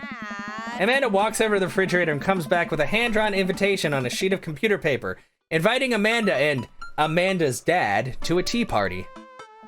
Yeah, they definitely were. They spelled cordially wrong. Just put on some going outside pants and let's get going. I can go outside in sweatpants. Nothing's stopping me. Dad, just... I'll see you in a minute. Put on going outside pants. It's okay. Computer paper? When is it supposed to be set in? I don't know. But they drew a thing for me. I think it's supposed to be modern-ish. You know? Tea party for your sister's birthday. Oh, that's actually kind of awesome. Devonshire. I don't think I've had that. I've had Earl Grey and some other teas. You know, like the normal ones you'd hear about. Hello, thank you for coming to our tea party. I do my best bow and present my daughter, who thanks them with a curtsy. This way, please. Briar and Hazel lead us to a small table with tiny chairs. Some are occupied by stuffed animals, and Matt and his daughter Carmencita are here too. Matt raises a comically small plastic teacup at me. Hey, dude. How's the tea? Hey. The imaginary tea is absolutely wonderful. I taste a hint of lemongrass. Hello, Carmencita. Hello, Mr. Amanda's dad. Please have a seat. This game is fantastic. Labrilla, I've already played through Damien's route and Craig's route, and they're both so wholesome. I think Damien's is the most wholesome so far, but we'll see. How are you doing? Like, this game is fantastic. I'm really enjoying it. Like, I'm glad that on Valentine's Day I played this. I played another dating sim called Amorous, and I played a third one. I played the KFC one, which was surprisingly good, but I'm loving this one a lot more just because there's multiple paths. You're well? I'm glad to hear it. It's been a really good day so far. There's been a lot of dad stuff happening. Also, we're at a tea party, so you know. Last time you heard someone call anything computer paper, it was referencing continuous feed dot matrix paper. Oh, I think they were just talking about like regular like printer paper, but maybe they just call things the old-fashioned way. Okay, let's have a seat. I sit down between Amanda and Matt. I don't think I'm gonna be able to get out of this chair. Hey. Hi, everyone. Oh, no, no, not Brian. Not one up, Dad. Oh, I'm gonna hate romancing him. I feel like there's a lot of issues. Tea parties are fantastic, yeah. You mean like the old style printy paper, Phoenix? I don't know, I guess this is set in like idyllic, like cul-de-sac something, but we all have cell phones, so it can't be that old. They're talking about the 80s and 90s like they happened a long time ago. I turned to see Daisy and Brian enter the backyard and take a seat next to us. Sorry we're late. Daisy made me put on my going outside pants. Amanda gives me a knowing look and I return an obliging wink. She rolls her eyes. Is that something your daughter had to pressure you into, Brian? I give Amanda another, even more exaggerated wink. She rolls her eyes even harder. Thank you all for taking time out of your busy schedules for some high tea. Actually, it's a common misconception that high tea was appreciated by nobles. Dad, shut up. But I learned it from Damien. I have to pass on this knowledge. Now, if you'll all put on your designated tiaras, there are little tiaras sitting on everyone's plates. Well, except for Brian's. His is a softball helmet. Oh, we ran out of tiaras. I don't think this is gonna fit me, but I appreciate the thought. Dad, you're royalty. Please act like it. Brian tries to balance the ill-fitting softball helmet on top of his head, but it immediately tumbles off and into the bushes. I'll get that later. Hey, everybody! Greg comes out with a teapot and a tray of sandwich cookies. I'm really sad that he's not actually wearing a tiara. Maybe I'll put them on in a minute. Dad, is the tea ready? Yeah, it's been, steeping for a while now. Awesome. Oh. Would you girls like to serve your guests tea? No, thank you. We'd much appreciate our servants' help. Craig leans over to me. That's me. Craig places teacups in front of all of us and a single sandwich cookie onto each of our plates. He pours some tea into my cup. Awfully fluorescent for tea. I clink my teacup with Matt's and take a sip. Hey. Good lemonade. It's tea. Hey. Right, very good tea. And lean over to Amanda, who's happily enjoying her tea. So, what do we do at tea parties? We enjoy the splendors of upper class society, Father. The girl's gonna turn out well, I know. I like the way that they wrote her out. She takes a dainty bite of her sandwich cookie. Marvelous. So, the meeting of the princesses has been called to order. Hear that? Or hear. I'm a warrior princess. I hunt and stuff, and I have, like, a really cool sword. Can I be a space princess? I'll allow it. And I'll be a rock star princess. I'm also a space princess. Can there be more than one? Space is pretty big, don't you think? I changed my mind. I want to be a space princess, too. Not everybody can be a space princess, Daisy. Dad, what are you?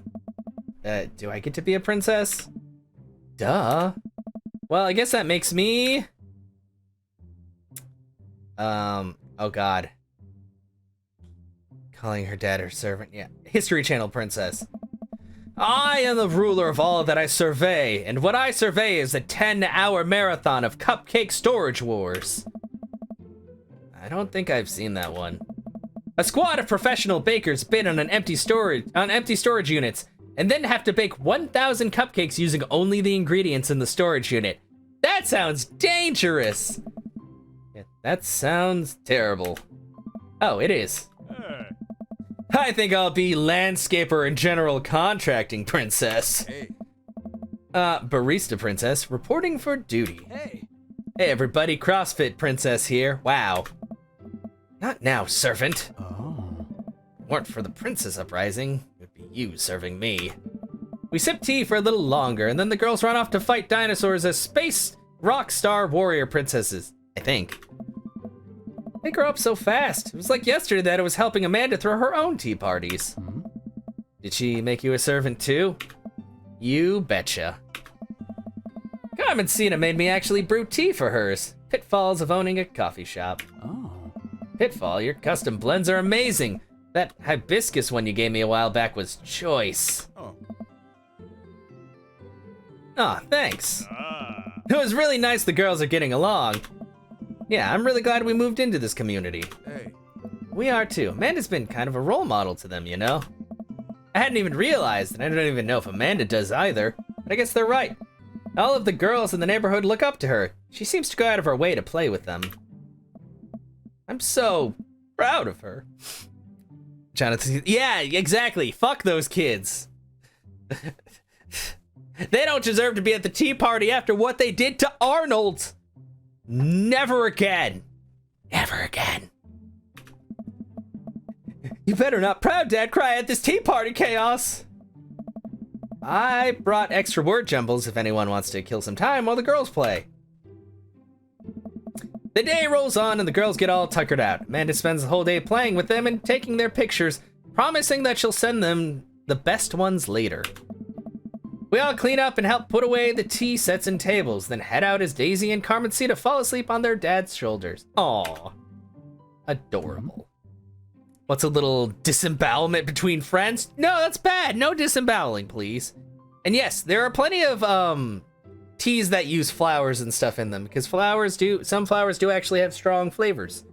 It's like there's rose hip tea, and rose hip is just like the little fruit before it, or like after it buds, I think it makes rose hips. I could be talking out my ass, but roses have fruits. Some of them. I don't know if it's all of them. Look it up. Don't trust me, actually, but I know rosehip is the thing. They even make jam. Or lavender, exactly. Hey, take care, guys. Thanks for coming. No problem. Bye, History Channel princess. Goodbye. You want dinner? Nah, I filled up on cookies. Me too. I'm tired. Dude, same. Playing with a bunch of little kids who all simultaneously want your attention and approval is surprisingly exhausting. But in a good way? Also in kind of a scary way. A chamomile, true. How so? I feel like I gotta be on my best behavior for them. I don't want to let them down. Is this because you still feel bad about dropping the F-bomb in front of your cousin that one time? I corrupted her, Dad. She secondhand smokes now. Well, those kids really look up to you. Glad they have you as a role model. Shucks, Pops. I ruffle Amanda's hair. Yay, good daughter! Dad time. Welcome. You've got dads. Okay, anybody else want to jump in on here?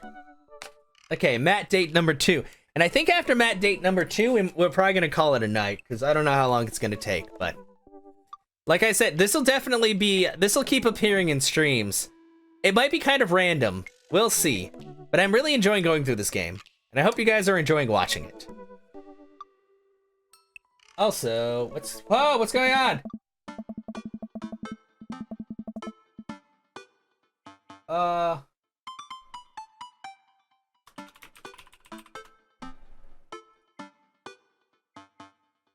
Wait, what time is it? Oh, man, that was a while ago. But yes, Phoenix, if you got a suggestion, let me know. Because I don't think anybody that I usually would is on tonight. Alright. Anyway. Instead of messaging the guy, why don't I just walk over and grab some coffee? I'm feeling really sluggish today anyway. Amanda! Amanda sticks her head out of her room. Father! Oh, wanna go to the coffee spoon? Oh, so you get called cool once you're the cool dad who hangs out at the coffee shop and listens to neo jazz and stuff. Amanda, are you gonna bring your laptop and your leather-bound journal so you can work on your poetry anthology? Look, honey, do you want me to buy you coffee or not? Let me grab my laptop and my leather-bound journal. Ah, it's what's-his-face! Amanda and I make it to the short walk over to the coffee spoon. The place is quiet today. Just a few people hanging out and reading books in the cozy little nooks. I walk up to the counter and see a familiar, pierced face. Hey, you were the one dude I yelled at a bunch the other night. Ugh. Amanda casts a sideways glance at me. He tried to sell me shirts. And who might you be, miss? This is my daughter, Amanda, the person I am a father to and am very protective of, and she keeps making ugh noises, so I feel like she just doesn't really like this guy. An honor to make your acquaintance. My name is Pablo. Did I mention that I make witch house music? I wouldn't call witch house music, but okay. Aw. A piercing blow to my ego, though not one that will dissuade my need to impress you. My innate dad senses tingle. I am overwhelmed with a fatherly protective energy. I must do something to protect my child! Reappropriate lines from Taken? Yes! Listen here, Pablo. I have a very specific set of skills to, I can type pretty fast for people my age. If you so much as harm a hair on my daughter's head, I'll be coming for you at a comfortable 80 words per minute after I practice a little. Dad. Chaos! Matt comes out from washing dishes in the back room to meet Amanda and I. He and I high-five, as fellow cool people do. I see you've met my newest employee. At your service, although I'm only here until the Vacant Veil starts their world tour. When's that? Well, we have to put out a record first. All right, Pablo. Now, what do we do with customers again? Right, yes. Pablo clears his throat. Hello, good folk of Maple Bay. Can I interest you in a tasty caffeinated beverage? A smashing pumpkin spice latte, please. A classic, and you?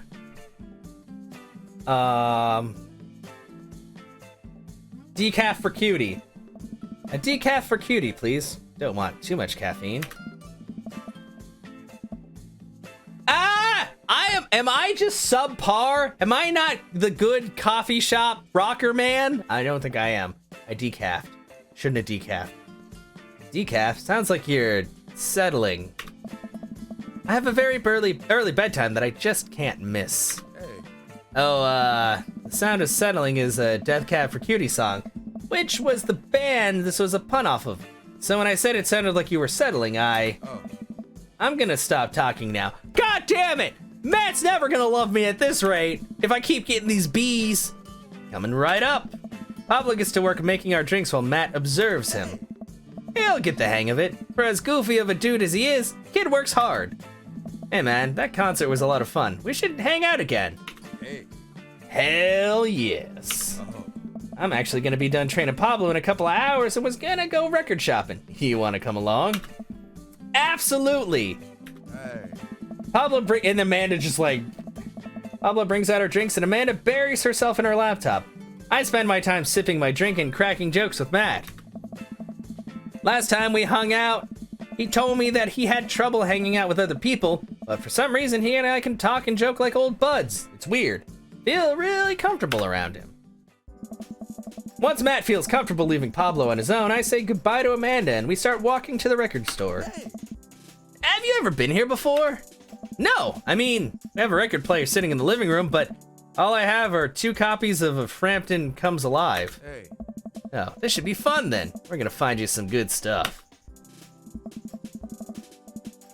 Yacht Club Miracle, Steady Beeve, Sad Swears, Fake Beard Arms Race, Dover Ghost, Couples Therapy. Oh. And I think that's all of the ones I can read. Okay, I was like, is one of these just a penis? But I don't think that's a penis. Anyway, the walls of the store are packed with posters, artwork, stickers, and records. A few people mill around flipping through milk crates of albums. Some indie band is playing through the speakers. It's a nice vibe. So, why do people still buy records? Isn't it kinda outdated at this point? Hey, yeah. Wow, that seems like a horrible thing to do when you walked into a record store with someone, is to immediately fucking insult people buying records. Good job, me. Good job. He's never gonna love us. Never.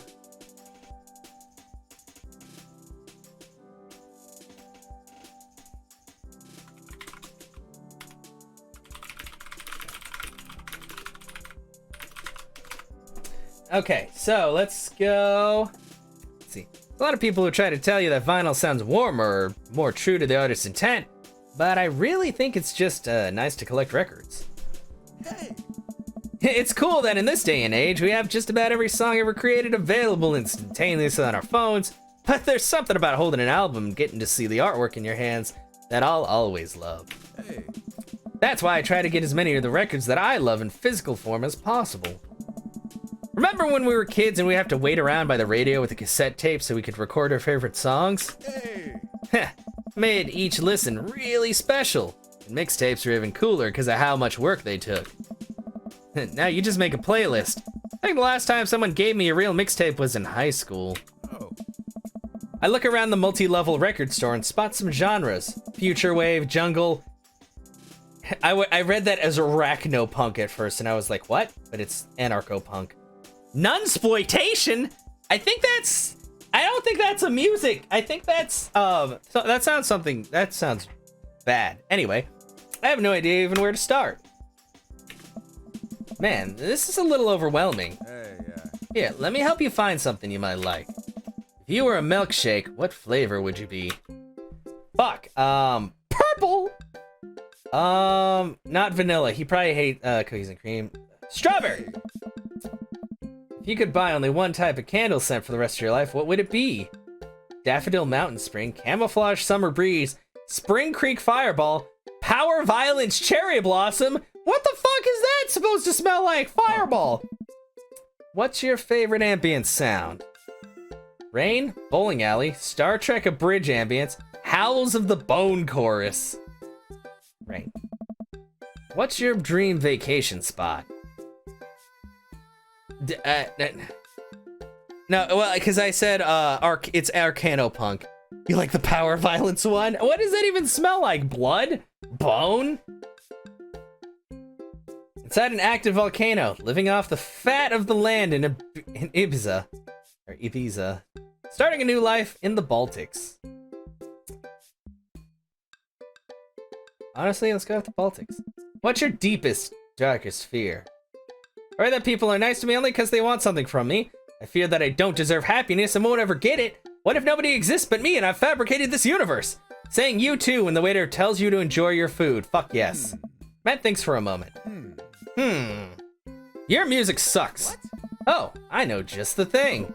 Matt runs to the other end of the store and returns holding a record behind his back. He shows it to me. This is Dark Night of the Soul by Danger Mouse.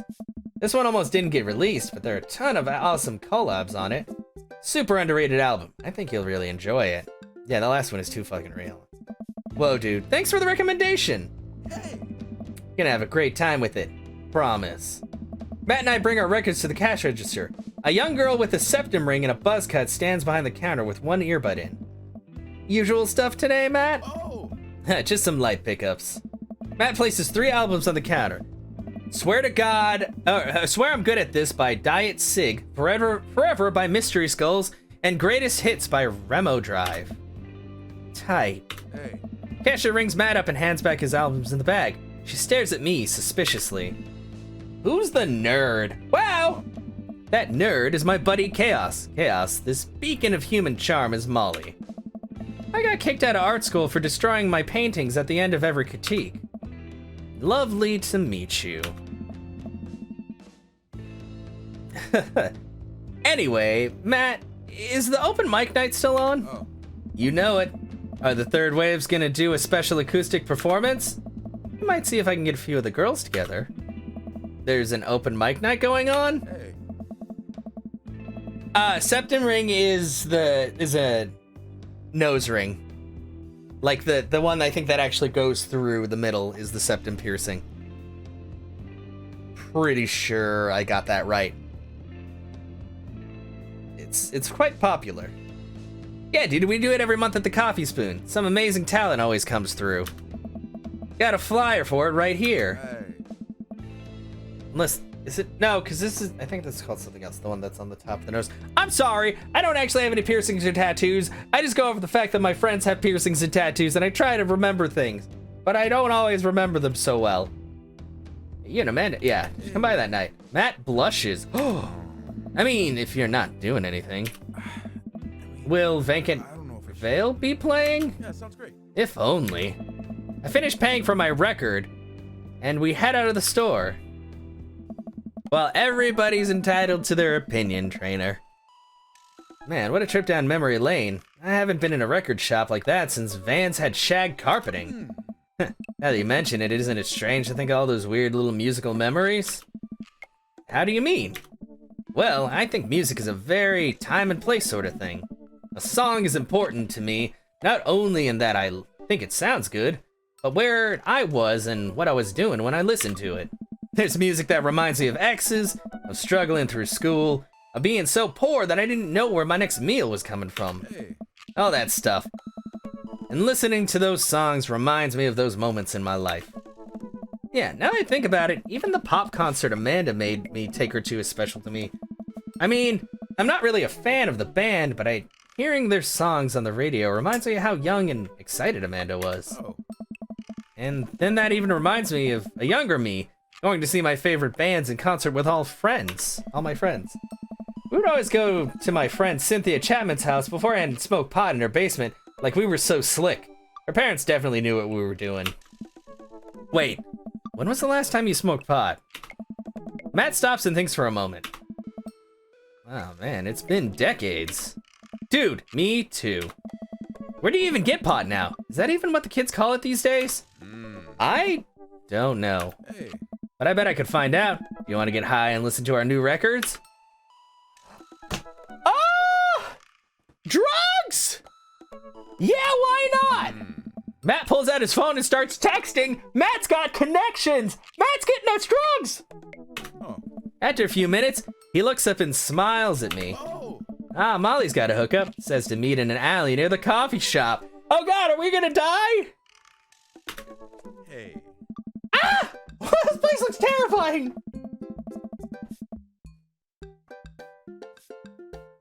Ugh. Okay, if it turns out it's the feds, you make a break for it and I'll take the heat. Just promise me that you'll raise Amanda like she was your own. I bet it's gonna be fucking Lucian. Oh my God, it's gonna be great. You realize that weed has been legalized in this state, right? I definitely knew that. But we live in dangerous times. Who knows what lurks in the seedy underbelly of Maple Bay? We could find ourselves on the wrong end of a deal gone bad. Just look out for Amanda. I swear. Wait. Oh, here's our guy. Coming around the corner of one of those nasty grease dumpsters, shrouded in darkness, is a lean figure dressed in all black. Excuse me, Mr. Drugman. Surprise! Explosion! Ah! Surprise, the person almost jumps out of their skin. It's Lucian, Damien's son. Oh, who sent you? Wait, what? We're cool, man, we're cool. Says who? For all I know, you could be with the feds. Actually, weed is legal. Prove you're cool. What? I need to know that you're down or I bolt. Cite mutually accursed destruction. Oh, Matt loved that. Yay! Look, man, we're trying to buy drugs from you, and you know we know you sell drugs. You have dirt on us, we have dirt on you. We're in this together now. Look, it's fine. I get it. Buzzcut Molly said you were coming. Right, now that formality's out of the way, let's make a deal? All right, how much do you want? One what? Hey. Yeah. Hey. He means weed, Lucian. Yeah, but how much? Hey. One? With pot when your ex took you to smoke with his friend? Aw, I'm sorry, Panda. I haven't smoked in a very long time. It is also illegal in the state, so I won't tell you exactly when or where it happened, but I always just felt like I was like wasting weed because I never felt high. I don't know, maybe I just had a weird tolerance to it. Once and never again try. Exactly. No, I understand. And bad experience always makes things worse. So. One marijuana, one weed, please. One pot. Oh my God. Look, here, take this and give me $10. Just don't tell my dad. Let's all forget this ever happened. Hey. I won't tell your dad if you don't. Lucian hands me a baggie of something and disappears down the alleyway. I open it and take a deep whiff. Smells like genuine drugs. Yes, sirree. Oh. You just felt very, yeah, no. And it's weird when you're pulled into a situation like that you're not comfortable with, but the other person's like, nah, it's fine. And then you're like, no, really, it's not okay.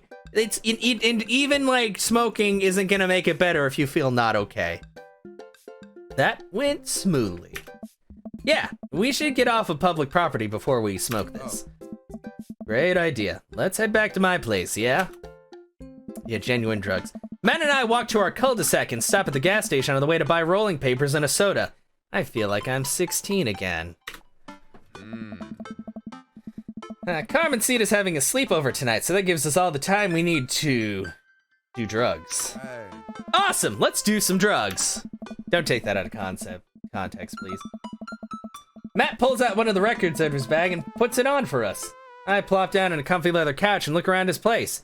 There are a bunch of band posters on his record collection, and his record collection takes up the entire wall. Whoa, what a collection. Hey. Been collecting my whole life. It was nice to finally get all of them in one place after being on the road so much of my life. Had to ask my parents to hold on to them for me. Matt sits down next to me and we lay the marijuana drugs out on the coffee table. I mean, different people like different things. I've never been interested in drugs at all. It was all like a social thing for me. And alcohol, like I've got a bottle of Kraken next to me. I don't mind drinking every once in a while, but I'm not like, I never feel like I have to drink or anything. Sometimes I do just because I'm like, hey, alcohol. But yeah. Please, it's your house. Hey. If you say so. Huh? Matt pulls out some rolling papers and sprinkles some of the beatnik tobacco onto a piece. He starts rolling it back and forth, and the paper breaks almost immediately, spilling drugs all over the couch. Hey. And never was too good at this. Oh. Matt tries again and is able to successfully roll a nice-looking weed cigarette. He hands me the lighter and the blunt, I think, and I take it. It's fine, yeah. Phoenix is also very clean. That's good. Oh, yeah, Kraken. It was the first time I had it, and it's delicious. Like, I've never had Kraken before. I've had, like, Captain Morgan rum. I think Kraken is a part of the line of the alcohol. But the flavor's really good. It is really good. I could probably just drink it by itself, to be honest. I was drinking it with Coke to kind of cut it, so I wasn't, like, going too crazy. I still got pretty drunk. Oh, that's what I was drinking on Valentine's Day. Yes, you can tell, like, as you watch, like, the VODs that I slowly get more inebriated. Oh, Aaron did this part probably. Who's like, yeah, it's the drugs. The drugs. It's good. It's spiced rum is delicious, Panda, because it's got, like, other flavors in there. It doesn't just taste like straight alcohol, like tequila or vodka. Like, damn, I know how to say it. Probably. That's what I love about Game Grumps. They're dynamic of, like, each one knowing more about a specific thing than the other, and the other one just kind of, like, listening and being like, yes, that's right. They're gonna get pot eyes, I know it. Yeah. But no, well, I mean, Panda, I don't know if you're into alcohol or not. Like the thing is, you never have to do drugs or drink alcohol to be cool or to be in or anything like that. But I mean, it's one of those things where it never hurts to try stuff if you're interested in it. If you're not, whatever. You know, I don't tell people they need to do one thing or the other. Like, it's all about what you're comfortable with doing. But I will tell you one thing. Do not buy $5 vodka that comes in the liter, because it tastes like absolute ass. Save yourself some time. Mixing it with anything will not help. It'll still taste like ass, and it's horrible. Don't do it, please. I did that for like a year and a half because we were broke as shit living in San Antonio, and then we drank actual, like, nice vodka, and we were like, how did we not die? How did we not die? You were a former booze hound. That's a nickname. What? I don't believe that. Panda, you are a shining example of society. You would never do something like that. You never smoked or drank alcohol. You're very much not cool. You're pretty cool. Even if you're not doing the weed drugs like these guys. Well, let's open up that nug. Smoke some of that gateway drug. Rip that Gulf fairway. No. Ah! Matt! I don't... No. Yay! Yay! He liked that stupid response. Yes, yes, let's do that. I light the joint and inhale deeply. This is not what I remembered. It's been a while, though. Maybe pot drugs have just gotten more potent since the last time I smoked. I pass the joint to Matt and cough a little bit. Should it sting this much, or am I just a baby? Huh? Matt takes a hit and his eyes go wide. That's not weed. Oh God. Hey. Did we develop a taste for meth? No, it's... Matt takes another hit and winces. Hey. Yeah, this is oregano. It's really, how would we not be able to tell it's oregano? Oregano smells like oregano. I sniff the air. Yeah, that would definitely explain why it smells like a pizza place in here. Those fucking kids. You have not had some, yeah. That's totally fine. There's nothing wrong with that, Anna. Your body is a temple and you choose what goes in and out of it.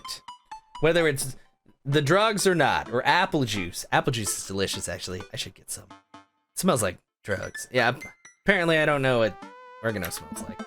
That little punk ripped us off. Hey, yeah. Oh well, we can still relax and enjoy the music sober. You know what? You're right.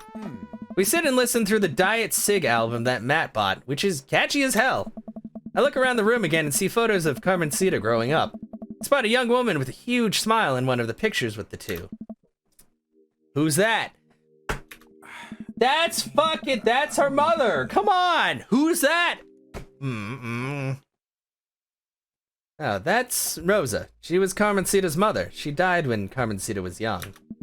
I'm sorry to hear that. Amanda lost Alex at a young age too. I can understand how hard that must have been. I look around again, spotting a framed gig poster hanging on the wall. On it, there's an illustration of Matt and Rosa surrounded by flowers. Their cursive lettering reads, "Stillness the Dancing." Looks like they played the Soundgarden over a decade ago. Were you two in a band together? Hey.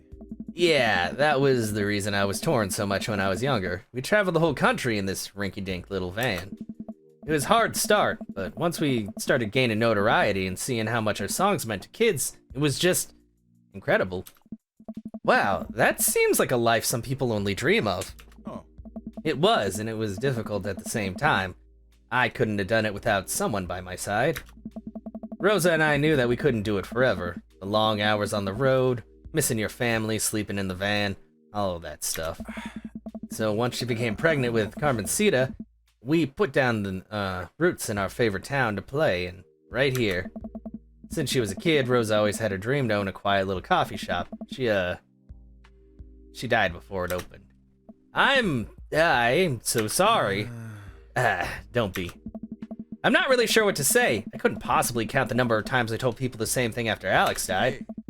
Matt gets up to flip the record. Next to the turntable, I notice a dusty piano. Do you play? Oh, man. I'm out of practice. I used to jam on the keys back in the day. Oh, yeah? I fronted the hottest 7-piece ska band that Eagle Rock Bay High School had to offer. Oh. No way you had a ska phase. Phase? Ska never dies. Hey. Except for Ska Munis Manifesto, who broke up after the senior talent show to pursue solo careers. Hey. Dude, that's so rad. Matt pulls out the piano bench. Hey. Give me some of that two-tone love. Oh man, let's see if I still got it. Oh. I sit down at the piano. Anyway, here's Wonderwall. Stick to your ska roots. Hey, I think I'm doing it. I'm playing ska. Hey. Wait, was that? That was just smoke on the water. Matt, I've forgotten how to play. The deep purple is always appreciated, nonetheless. All right, buddy. Can you top that? Probably. Hey. I shouldn't. Oh, come on. Oh, fuck. Is this opening up old wounds? Oh, man. No, it's been a long time.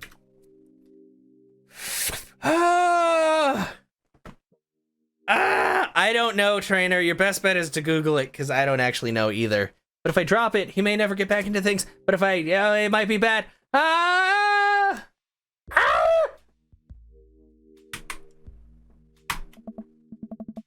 Okay, buddy. Sorry to put pressure on you. Hey.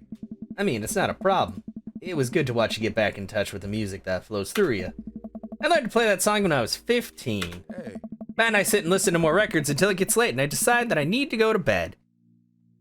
Yeah, Matt walks me to my door. Let's never tell anyone about the oregano, okay? Deal. Wait, can I tell my doctor? I don't know anything about the health effects of smoking oregano, and Hey, I think we'll be fine. Oh. Night, dude. I smile. Night. I walk inside and the house is dark, save for the sliver of light coming from beneath Amanda's door. Oh. I knock lightly on the door and enter Amanda's room. She's sitting at her desk with her camera, editing photos. Hey, Amanda. Amanda swivels around in her chair to face me and slumps down. What smells like a pizza parlor in here? What? Nothing. So, what's up? Dad, I'm hungry. Hey. Wait, no. Hi, hungry. Whoa. No! I'm Dad! Amanda collapses on the floor. I promised myself I'd never let it come to this. Sorry, kiddo. You set it up. I spike it down. You're a monster. Want some spaghetti? Yes, please. Huh. Amanda and I boil pasta and heat up the sauce in the pan. Well, I boil the pasta and heat up the sauce while Amanda watches. Despite my best efforts, I'm not able to set it on fire. How was record collecting? It was great. Did you know that Matt used to play in a band? No way, was he good? I don't know if the band was good, but he played some piano for me tonight, and it was amazing. Yes. Played piano for you? Dude! Yeah, I brought it up that he should play at the open mic night that's happening in his coffee shop, but he got kinda weird about it. Hey, I saw a flyer for that. We should go. It's not too late to start father-daughter punk band and play a couple of tunes there. Yeah, let me break out my glockenspiel. I think I only know hot cross buns, but we can work off the chord progression. Amanda and I have a nice dinner before she goes back to her room to do some photography stuff. I end up watching True Life. I'm a house hunter. They're staging an interview for the house hunter, who's crying uncontrollably over the color of the walls. They know they can paint the walls of their house any color they want, right? Matt's song is stuck in my head all night.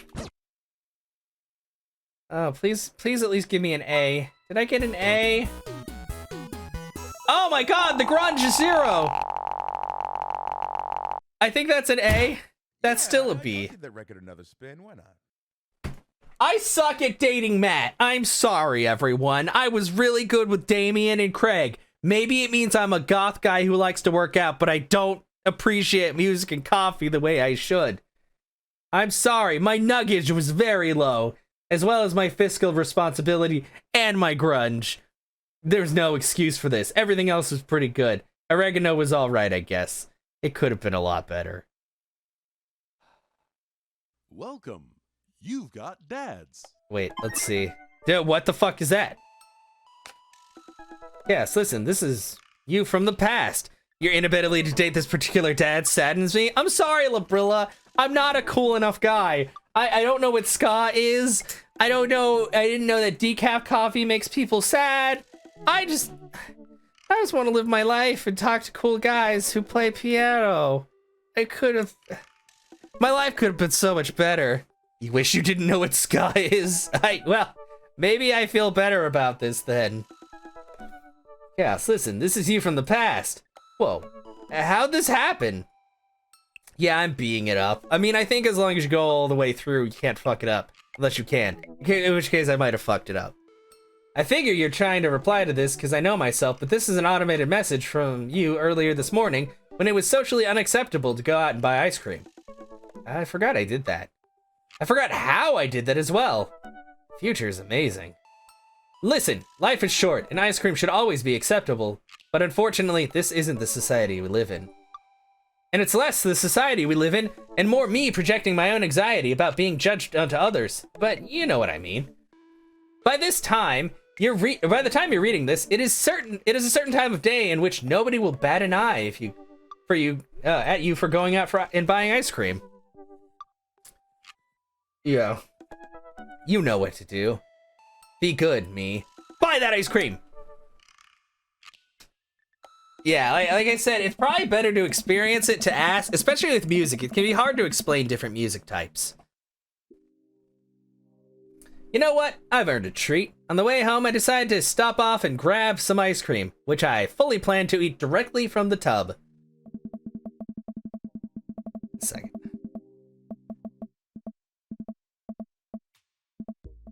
Oh shit. Okay, gotcha, Phoenix. Yeah, I was wondering. I hope everything's okay though. You're trying to figure out how I describe it? Yeah, I was like, I don't know. It just sounds like it's bad, but you can't just say something's bad without explaining why it's bad. But everybody has a different taste in music, so sometimes something we think is shit, somebody might love. You know? But that's just how everything works. Okay. I spent a lot of time trying to figure out just which tub of ice cream I'd like to eat directly from the tub. Rocky Road? Pistachio? Oh, Amanda's gonna want some too. Better get 2 tubs. She loves cookie dough ice cream, right? Hey, mister! I turn around to see Ernest, leaning up against the wall of the convenience store. Ernest? You're cool, right? I'm cool. I'm cool, but I don't see what that has to do with anything. Well, if you're cool, you'll help me out, right? Oh, no! Help you out? There's no fire involved, is there? Just clouds. So I'll give you $20. Will you buy me e-liquid? Oh, no! Ernest, what's e-liquid? It's like, Gatorade, you know, electrolyte liquid. I'd get it myself, but I'm banned from here for trying to run a griff on the cashier. Classic fiddle game. You know the deal. Oh, if you're talking about balanced electrolytes, then I got you, little buddy. And I didn't know that you played the fiddle. Just ask the clerk for Blue Cranzapple Vortex, or Cranrazapple Vortex. He'll know what it is. I pick up a tub of pistachio ice cream for myself and a tub of cookie dough for Amanda. I search around for some blue Crazen Void Starer, but I can't seem to find any. I turn to the cashier. Say, where's your finest e-liquid? Behind the counter. You got an ID? First of all, my daughter is older than you. Second of all, I'm flattered. I switched shampoo recently. Is that taking some years off? Look, you need to be 21 to buy vape juice. Your hair doesn't look like a day over 20. Wait a minute. Are you just trying to butter me up to get me to buy more ice cream? Because it's working. I glance outside and spot Ernest staring at me. Double wait a minute. So you're telling me that e-liquid is not a sports drink? It's for vaping. Ernest is watching us intently through the window. Better go give that kid a piece of my mind. Yeah. Or, yeah, e-cig fuel. Yep. Electrolyte liquid. I see. Okay, look, I'm gonna pretend that you didn't try to trick me into buying the old Baphomet's cough syrup and then go inside here to purchase my ice cream. I won't tell your dad if you promise to scram. Stop vaping. You'll get popcorn lung. What if I give you $25? Go home, Ernest. As I'm walking back inside, Ernest calls after me. You can get popcorn lung from microwave popcorn, you know! I no longer trust this child, but the mere notion strikes fear into my heart. No, but I want popcorn. I like it. I don't want popcorn lung. I'll go back inside to complete my purchase with the good cashier. Thank you, kind sir, for your time and generous hair compliments. You got it, bub. I glance out the window while to see Ernest still outside. Looks like he's talking to some other poor sap. Guess I should go outside and save this other guy some grief. Wait a second. That's definitely a cop. Oh boy. Grab my tub's ice cream and bolt outside. Ernest is already face down on the hood of a car. He doesn't look like it. Ernest, did you seriously just try to get a cop to buy you e-liquid? Do you know this kid? Yeah,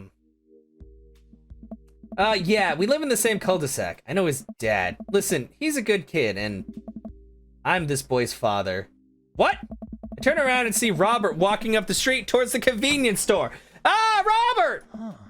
Ernest, what are you doing? I want a lawyer. First of all, good first instinct. Remember, you're not required to answer any question from a police officer without a lawyer present. You're this boy's father? Yes, sir. Ernest likes to lash out at me like this ever since the accident. Oh, I don't like talking about it. That's fine. Robert gets a wistful twinkle in his eye. It all started 7 summers ago. My hair was long then. Nu metal was still in style. Ernest and I were down in the Florida swampland, scavenging for... Sir, I can leave you to take it from here. Sounds good. Thanks, officer. Apparently I'm not the cool dad. I'm sorry. No, he is Hugo's kid. Just Robert's covering for him. I feel like this has happened before. I don't know what's going on. But I don't know. Boom, boom. Ernest, come along now. You'll be clean and grout from the rain gutter for a week thanks to this transgression. Police officer gets in his car and drives off. I'm stunned by how cool Robert was just there. Thanks. I want to say, Richard? Ouch. Don't mention it, Hemingway. Got in trouble plenty of times in my life. Just trying to do my good deed for the day. Will you buy me e-liquid if I give you $20? Child, I will end you. Oh? Hey, Chaos, will you walk Ernest home with me? Sure. Oh, Ernest runs ahead, presumably so he won't be seen with us, which is a thing that I think kids do. It reminds me a lot of myself when I was his age. Well, maybe I wasn't as dumb. Seems like he tortures his dad. Hey. Seems like he tortures just about everybody. He even stole your wallet. What? No, he did. I pat my back pocket. I pat the rest of my pockets. He stole my wallet. Oh. Why are you doing this to yourself? What? Robert points at my tubs of ice cream. One of them's for Amanda. Hey. I have no qualms with the quantity of ice cream you purchased. It's a perfectly respectable amount of ice cream. It's the quality I'm talking about. I don't know. You work hard, Chaos. You're a good dad. Don't you think you deserve top shelf ice cream? How many? What? There's top shelf ice cream? Is it what?